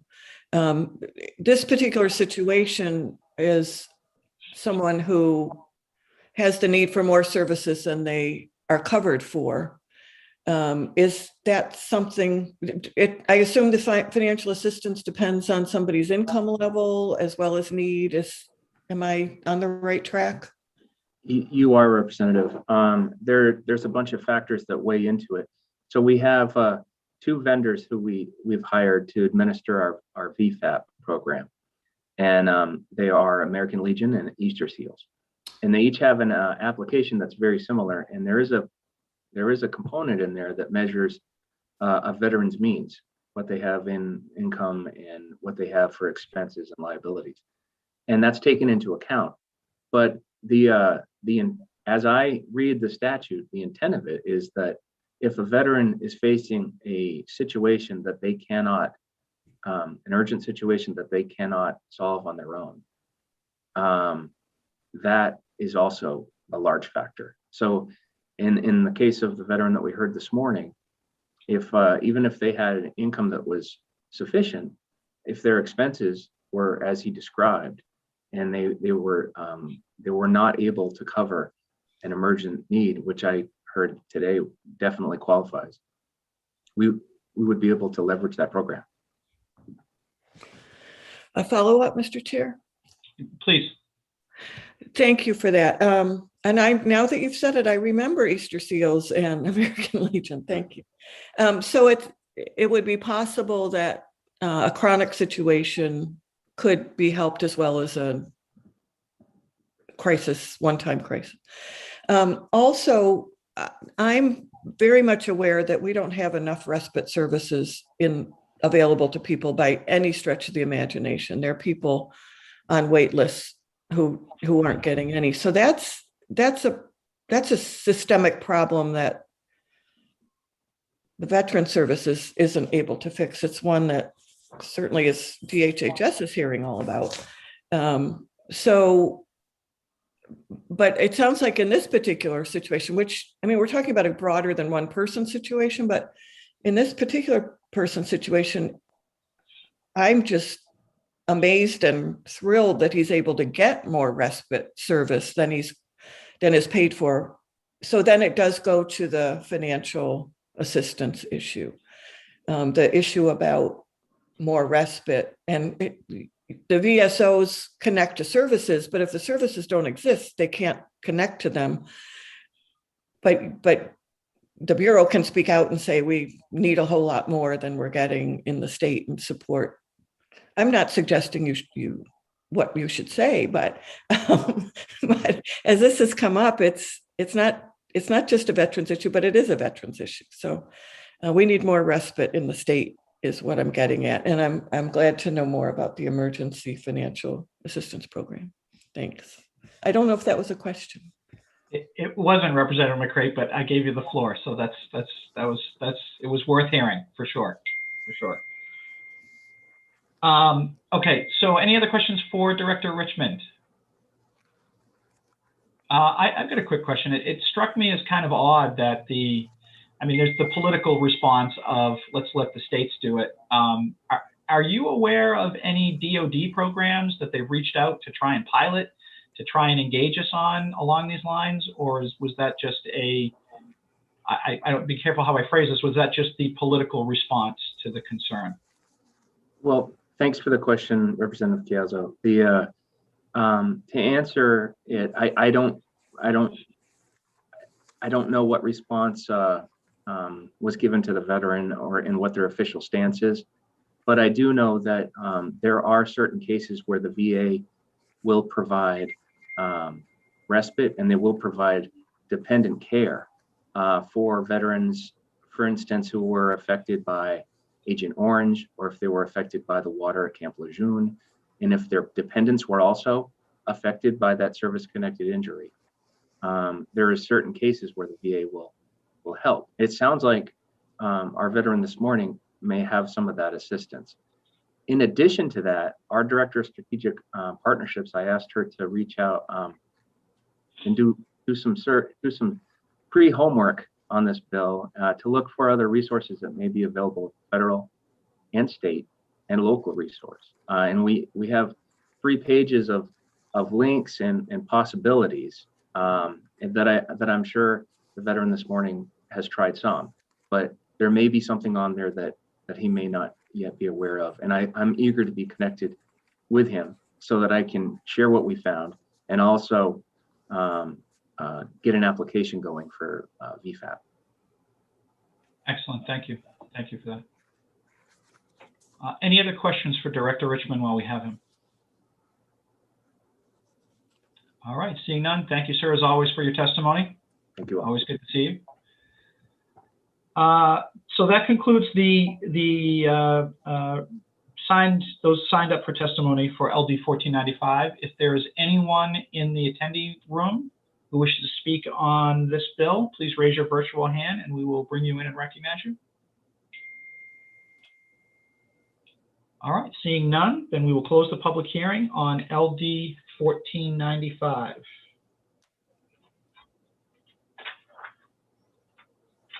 Feel like David Letterman, right? He would do that and just throw it off there. Representative Tuttle. Yes, Mr. Chair, I'd be remiss if I didn't mention Darlene Simino. Now, Darlene was our committee clerk a few years ago. Darlene, is that correct? A long time ago in labor. Yeah, in labor. Okay, I got Yeah, my I committees fill mixed. in once in a while. All right, well, good to see you again. Thank you. So we have one last thing on our agenda for today, LD 714, a work session for LD 714. And Janet, I'll look to you to see if, are you ready to do the presentation? I am, but it's listed for 1 o'clock. So we have to wait until 1 o'clock anyway. I'm looking at an old calendar, sorry. Well, then that answers the question of whether we're going to go right through or whether we'll take a break. So Representative Wood, did you have a question? Well, I just texted Representative Peirce, excuse me, and she said she could come anytime, but I wasn't thinking there'd be other people that might want to come also. Yeah, once it's advertised, we can't go early. Right, Senator Farron, unfortunately. I know, I asked. So in that case, we will take a recess until 1 o'clock. If I don't think we have, you can caucus, grab a bite, do your bio break, whatever you need to do. From the Dems perspective, I don't think we need a caucus, but certainly if somebody wants one, then shoot me a text and we'll do a link. If you do leave the meeting, you can come back in on the same link from this morning. And just a reminder, it's getting nice out there. So we do not need a quorum to start back up again, but if we do decide to vote, we will need a quorum and a senator, Senator Farron, unless you're running out the door. Just a gentle reminder for that. I just disappear, so you have to ask for me. That's all. I know how to find you. Isn't that a song, Ain't Too Proud to Beg? Representative Carr.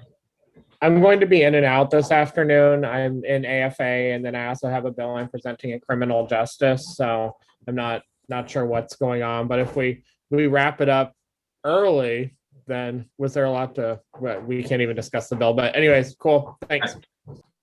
Yeah, hopefully the chair of AFA will cut you loose to help work her bill, but we'll see. We'll see. All right. If there's no other questions or comments, then we will be in recess until 1 o'clock, and we will come back for a work session at 1. So we'll see you all then. Thank you. And just a reminder for those doing on, please mute yourself and take yourself off video, please. Thank you.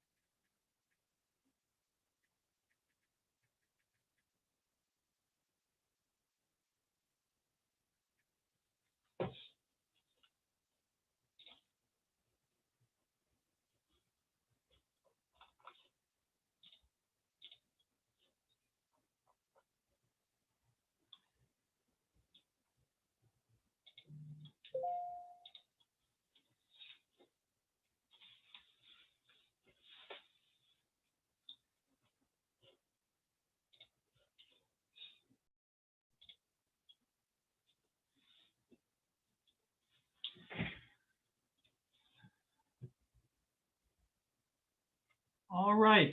Good afternoon, folks. I think we are 1, 2, 3, 4, 5. We get enough people back so we can start the afternoon festivities.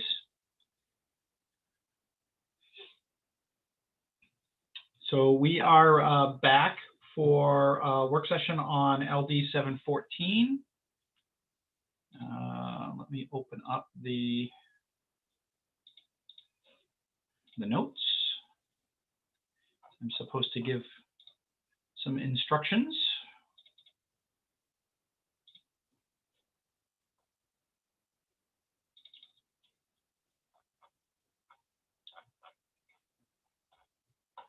All right, so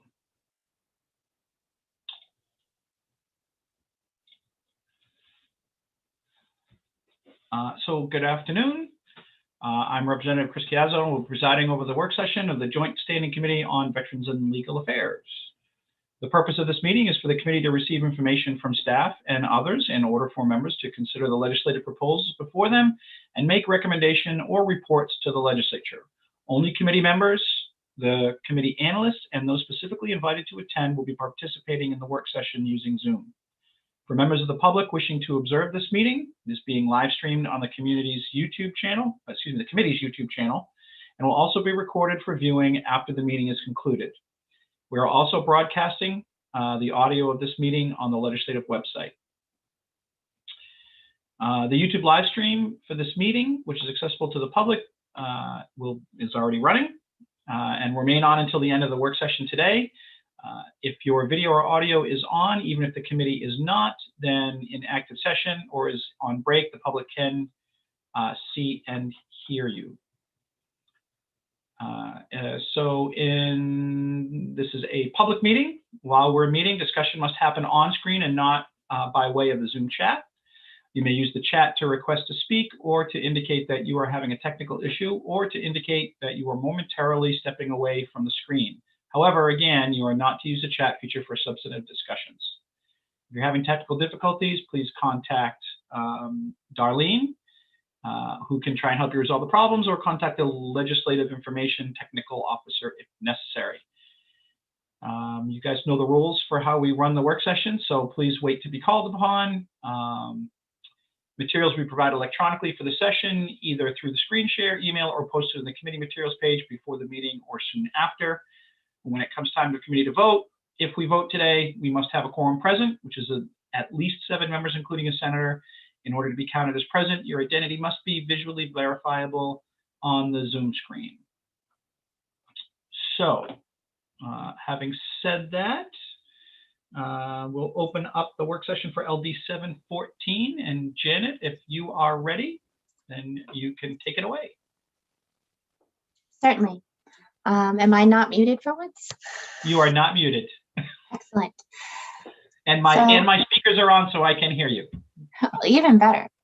So LD 714, as you mentioned, is an act to support the recovery of Maine's craft spirits industry. It was originally printed as a concept draft that proposed to support the recovery of the state's craft spirits industry by permitting distilleries to sell directly to customers and by providing for contactless sales and fulfillment of orders.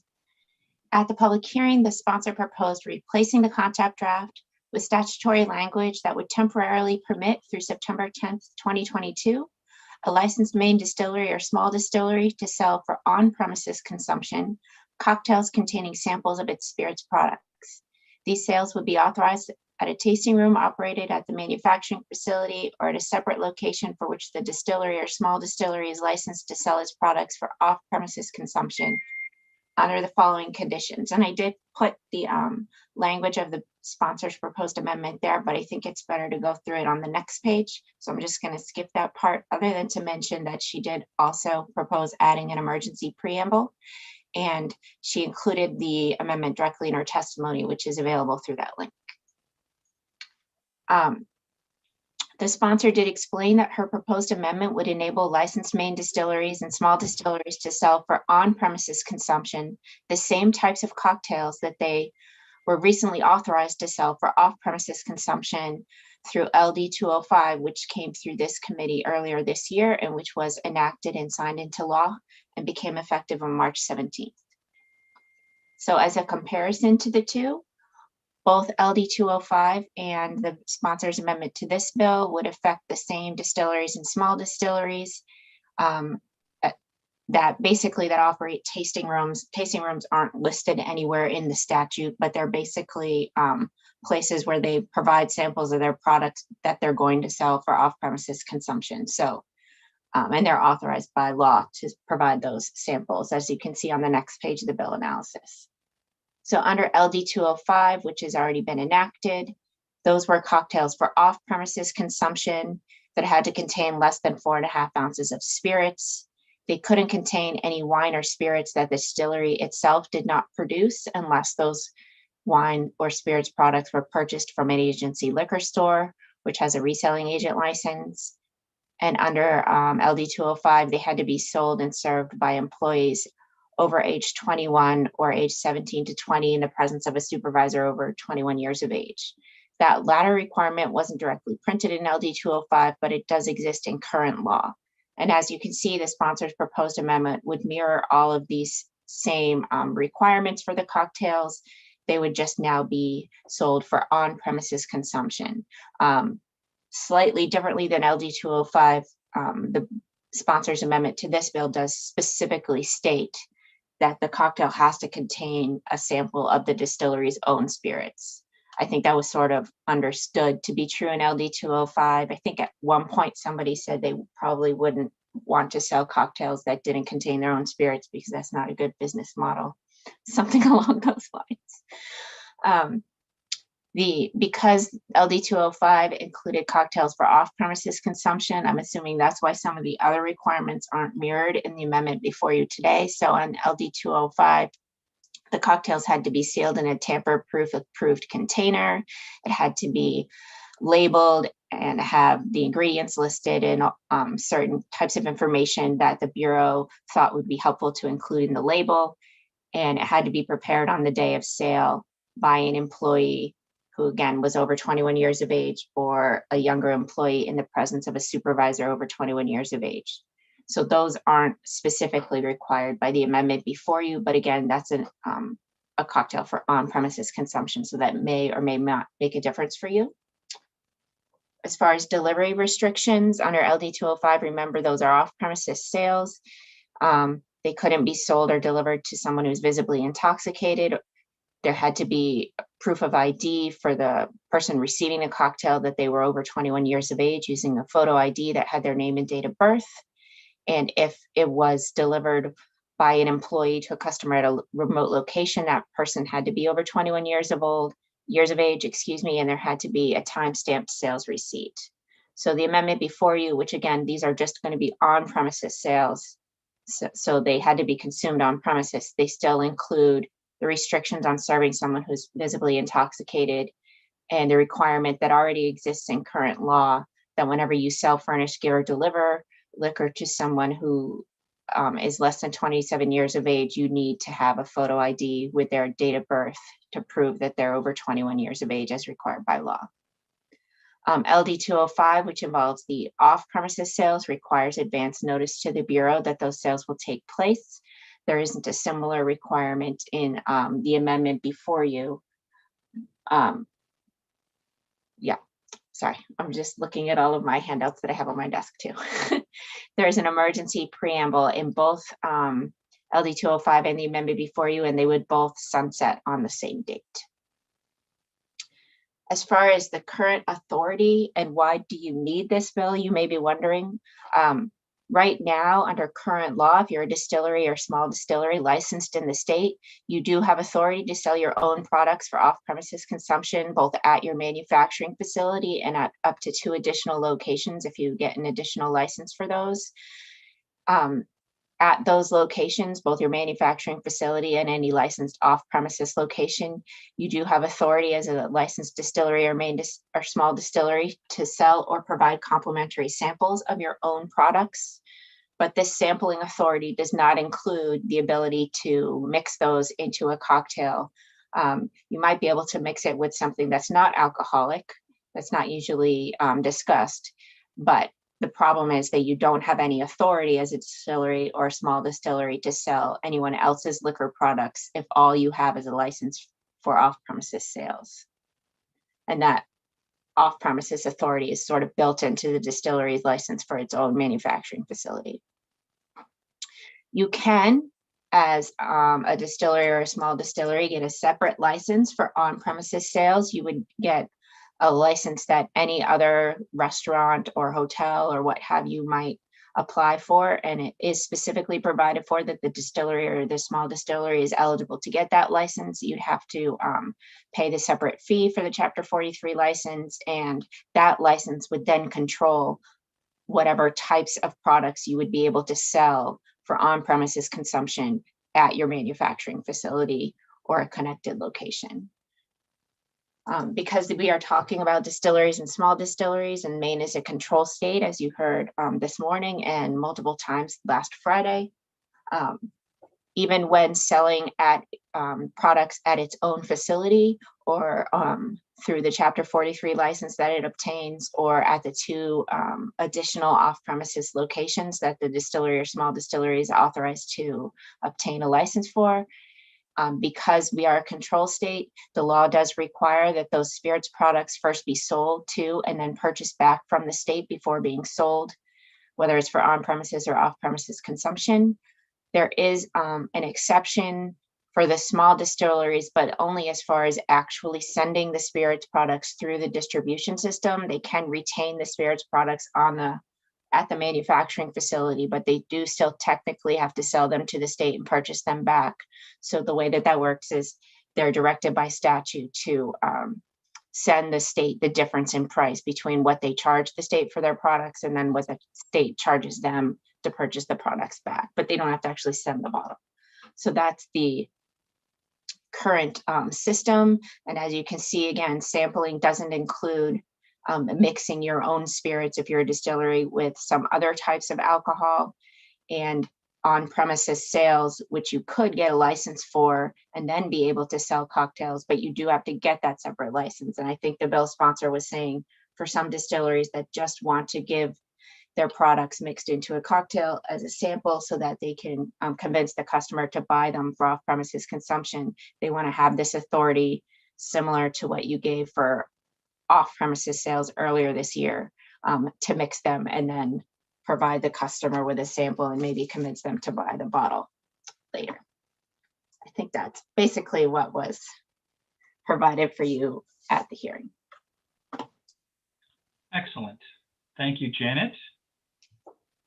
Representative McCrate. Thank you, Mr. Chair. Thank you, Janet. Can you go to the chart just for a second? Certainly. I just have a tiny question. It could be a mistake in the chart, so let's see. Oh, I'm sure it isn't. I a little bit further down, I keep trying to do it myself and I can't. Delivery restrictions. If the may not sell, furnish, give, or deliver a cocktail to a person less than 27, is that current? Because I just hadn't heard that before. Yeah, this is current law. So look, you're so good. That's why I link it. Makes it easier for me. So if someone is under 27 years of age and you're a licensee under Title 28A, which is the liquor laws, then you need to make sure you verify that they're not a minor by means of reliable photographic identification containing the person's date of birth. And I will point out that Hannaford no longer asks me to show an ID, which is very depressing. That means I don't look under 27 anymore. Well, I was going to say I should be flattered when I was asked when I was 40 something, right? Very, very true. I am 40 something and not being asked. Thank you. I have a correction for both of those. If you go into Hannaford wearing a mask, they will ask you for your ID, and if you don't have it, they will refuse you. No matter how much gray hair you have, they won't let you do it. So, and that's from a direct experience. Did you refuse to show him an ID, Representative Chiazzo? Well, they actually, I gave them an ID and they wanted me to take my mask off so that they could confirm it was me. And I just said, you know, I'm good, fine. It was personal preference. It's personal preference. You forewent the beer in order to. I sent my wife in, who obviously looks much younger than I do, and they didn't. She had no issues.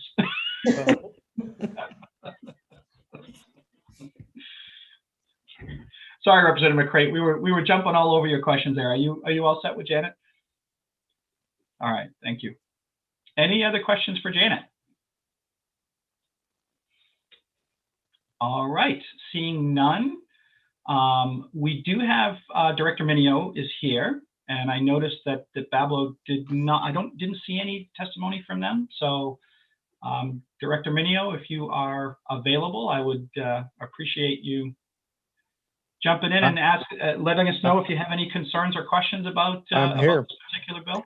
Well, of course, as usual, Janet did an amazing job recapping all this. We thank her for that. Very diligent and comprehensive. I would just remind committee that what is being proposed essentially is to, for all intents and purposes, to convert the manufacturer's privileges for on-premise consumption to be something very similar to a bar. That's what it becomes, a Class A lounge, essentially, with all the trappings that go along with it. So we just ask the committee to consider that. And that is not necessarily something that was part of the license application when they did request to become a manufacturer. As Janet mentioned, there's 3 privileges. It's to manufacture, is to sell for off-premise usage, and also is to sample. So just want to remind the committee that that's exactly what would happen here, that this would they become a Class A lounge or a bar, which is not necessarily a term in our statutes, but I think we all know what a bar is. So I just want to mention that. And also one last thing, that anything that would pass through the vetting of the state, of course, would also be susceptible to municipal approval, like anything else. Just wanted to remind the committee of that as well. And that goes with any liquor license per se, certainly for on-premise, it does. So that's really what I had to offer on that. Yeah, we've got some concerns. There are some issues with this, but this is the will of the committee, and we'll certainly abide by them and enforce the laws as appropriately. But they do have the ability, with municipal approval, these manufacturers have the ability to apply for, as Janet mentioned, a Chapter 43 license. They may do that, and then they may sell any spirit product, just like any other bar in Maine. That's what I had to say. Thank you. Okay, thank you, Director Minio.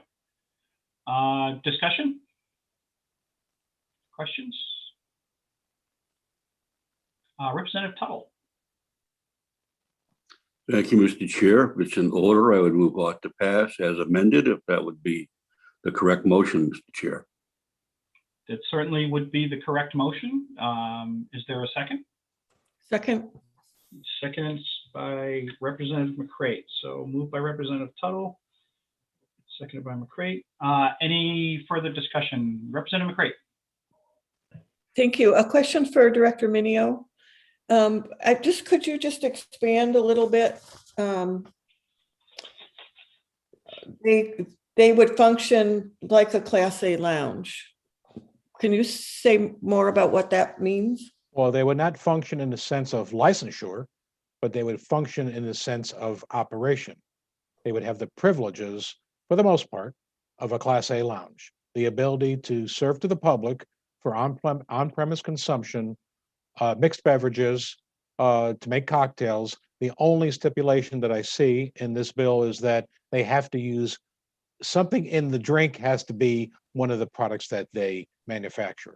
But otherwise, and I don't think that would be very difficult for their purposes. The only reason I bring this up, Representative, is that we go back to why this is the case with LD 205, which was an extension, rightfully so, of the executive order and our guidance memos. something that the Bureau supported, and we were definitely in favor of it. This is a pivot, and we're taking those allowances now, and the committee would be saying that you may do the same thing for on-premise. There was reasons for the cocktails to go. We fully supported that.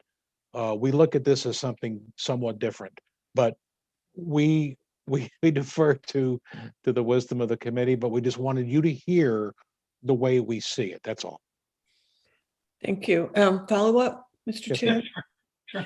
Just a very important point is that the sunsets like 205. So it's a temporary measure. And once if this passes and sunsets, then it would go, they could apply, as you just said a few minutes ago, for another license. This gives them the privileges of that, but it will disappear if this passes and sunsets. That's correct. And of course, they may also apply in the meantime too. I don't know why they would. They may want to for different reasons. They may want to apply for a Class A restaurant. They may want to do something different. They may want to offer food. There's other things they may want to do if they change their business model. But yes, you are correct in the way you stated it. Thank you. Yes, ma'am. All right, thank you, Representative McCrate. Any other discussion or question? Yeah, I mean, I'll just add my 2 cents. I certainly, understand Director Minio's concerns, and I think if this were going to be permanent, I think we would probably want to look at that a lot differently. I think that it's, in my mind, we've authorized in 205, we've authorized the facility to allow a cocktail to go, but they can't have the same thing while you're sitting there. So in essence, you'd have to try that. You can make it, put it in a container and seal it and send it home with them, but they can't sit there in the facility and drink, have the same cocktail. So I think the sunset is a big thing for me as well. For Representative McCrate, we'll give it a try, see how it goes. Come September, if it's not working out, then we'll be able to adjust accordingly. And if it is working out, we'll be back here again for to review it and see if we want another statute or if we want to take a different route. So I appreciate the concerns. I think they're genuine, but I think in this instance, it's short term and for just simplicity purposes, it seems like it aligns the operations up a little bit more smoothly. So I certainly will be supporting the amendment, the ought to pass motion for sure. Representative Kinney. Thank you, Mr. Chair. I just wanted to make sure that the ought to pass had an emergency preamble. I know that was something that was requested. I'm following this, but great. Thank you. Yes, Mr. Chair. Representative Dolph. Thank you, Mr. Chair. And I also want to thank you for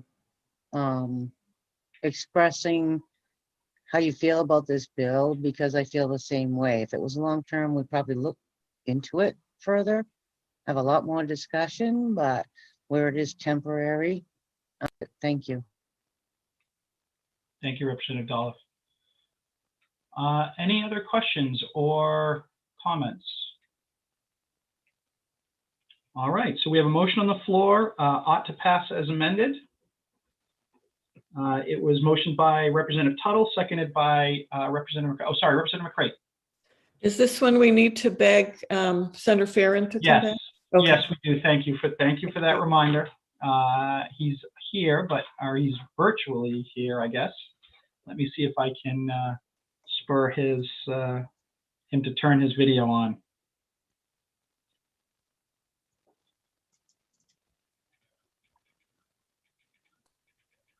Mr. Chair, have him paged. If I were Speaker Martin, I could send the police after him, the state police, but I don't have nearly that authority, right? Well, that's another story, Mr. Chair. He's just texted me back 2 minutes. Okay. For Senator Farron. All right. So maybe Representative Tuttle, you could indulge us with that story. Well, my freshman year, we were tied in the minimum wage bill. And we had a representative from Jay who was undecided and decided not to vote on it. So Speaker Martin sent the state troopers out to bring the individual back. And he brought him back in his pajamas and he voted. And that's how we passed the minimum wage. Now, I was recalling that with Representative Martin. He says, John, he did not have his pajamas on. And I said, John, I've got a good memory. He did. Right, Representative Corey? Yeah. I was thinking maybe we could have a pajama day in the chamber. Joking. How about on Pajama- Zoom, Pat? How about on Pajama Zoom? day instead of color day. Yeah. I don't. All right. Well, I don't know how think- I feel think- about sending the police out after people. Though that's a little. I think we're going down a rabbit hole. We probably should stop. Senator Farron's here now to rescue us. So, Senator Farron, the motion on the floor is ought to pass as amended. It was motioned by Representative Tuttle, seconded by Representative McCray.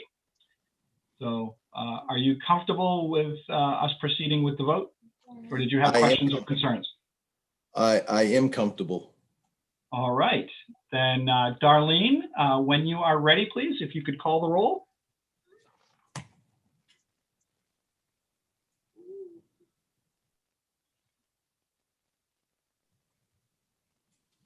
Can you guys hear me now? We can hear you now, yes. All right, okay. Senator Farron, Yes. Representative Ciazza, Yes. Representative McCrae, Yes. Representative Tuttle, Yes. Representative Riley, Yes. Representative Supika, Yes. Representative Wood, Yes. Representative Kinning, Yes. Representative Harrington, Yes. Representative Corey, Yes. Representative Dolph, Yes. and Senator Lucchini is absent and Senator Dashenbold absent. So we have 11 in the affirmative. It's actually Hickman now. We swapped, Ah. senators. That's Yes. right, too. Yes. We'll change that. Okay, Senator Hickman, absent. 11 in the so- affirmative, two missing. All right, that's what I have too. So the motion ought to pass as amendment is successful. Those who were absent have 2 days to cast their vote with the clerk and may do so after. So that concludes the work session for LD 714. Representative Tuttle. Thank you, Mr. Chair. This is pretty much going to be it for today, Chris. If we just have this one, do we have anything else going? Well, sir, you beat me to the punch because I always have to check in with the boss first to see if Janet has anything left for us. Otherwise, Right, Janet? she's given us the All right. thumbs up. So we have concluded committee for the day. Well, one more thing, Mr. Chair, one last story, being an old Irishman, I've got to do this. Now, most of you know I'm rebuilding my greenhouse in my backyard. The problem is I did it over the internet, and the one that they delivered is not the one I ordered. So I'm going to have to get Representative Corey to help me bring it back and get rid of it. Is that okay, Representative Corey? I think he He's heard not you, here. Representative Tuttle, and then he left. Well, it's like other people that know me. Thank you, Mr. Chair. Thank you, Representative Tuttle. If there's no other questions or comments, we are meeting again on Friday morning, 9 a.m. For some public hearings we've got scheduled as well. So thank you, everybody, for your work today. I appreciate it. It went relatively smooth today without a few technical hiccups. So I will work on my scheduling for Senator Farron stuff and make sure that I always put that at the front of the list moving forward. So thanks, folks. Have a great afternoon and a good Thursday, and we will see you all Friday morning.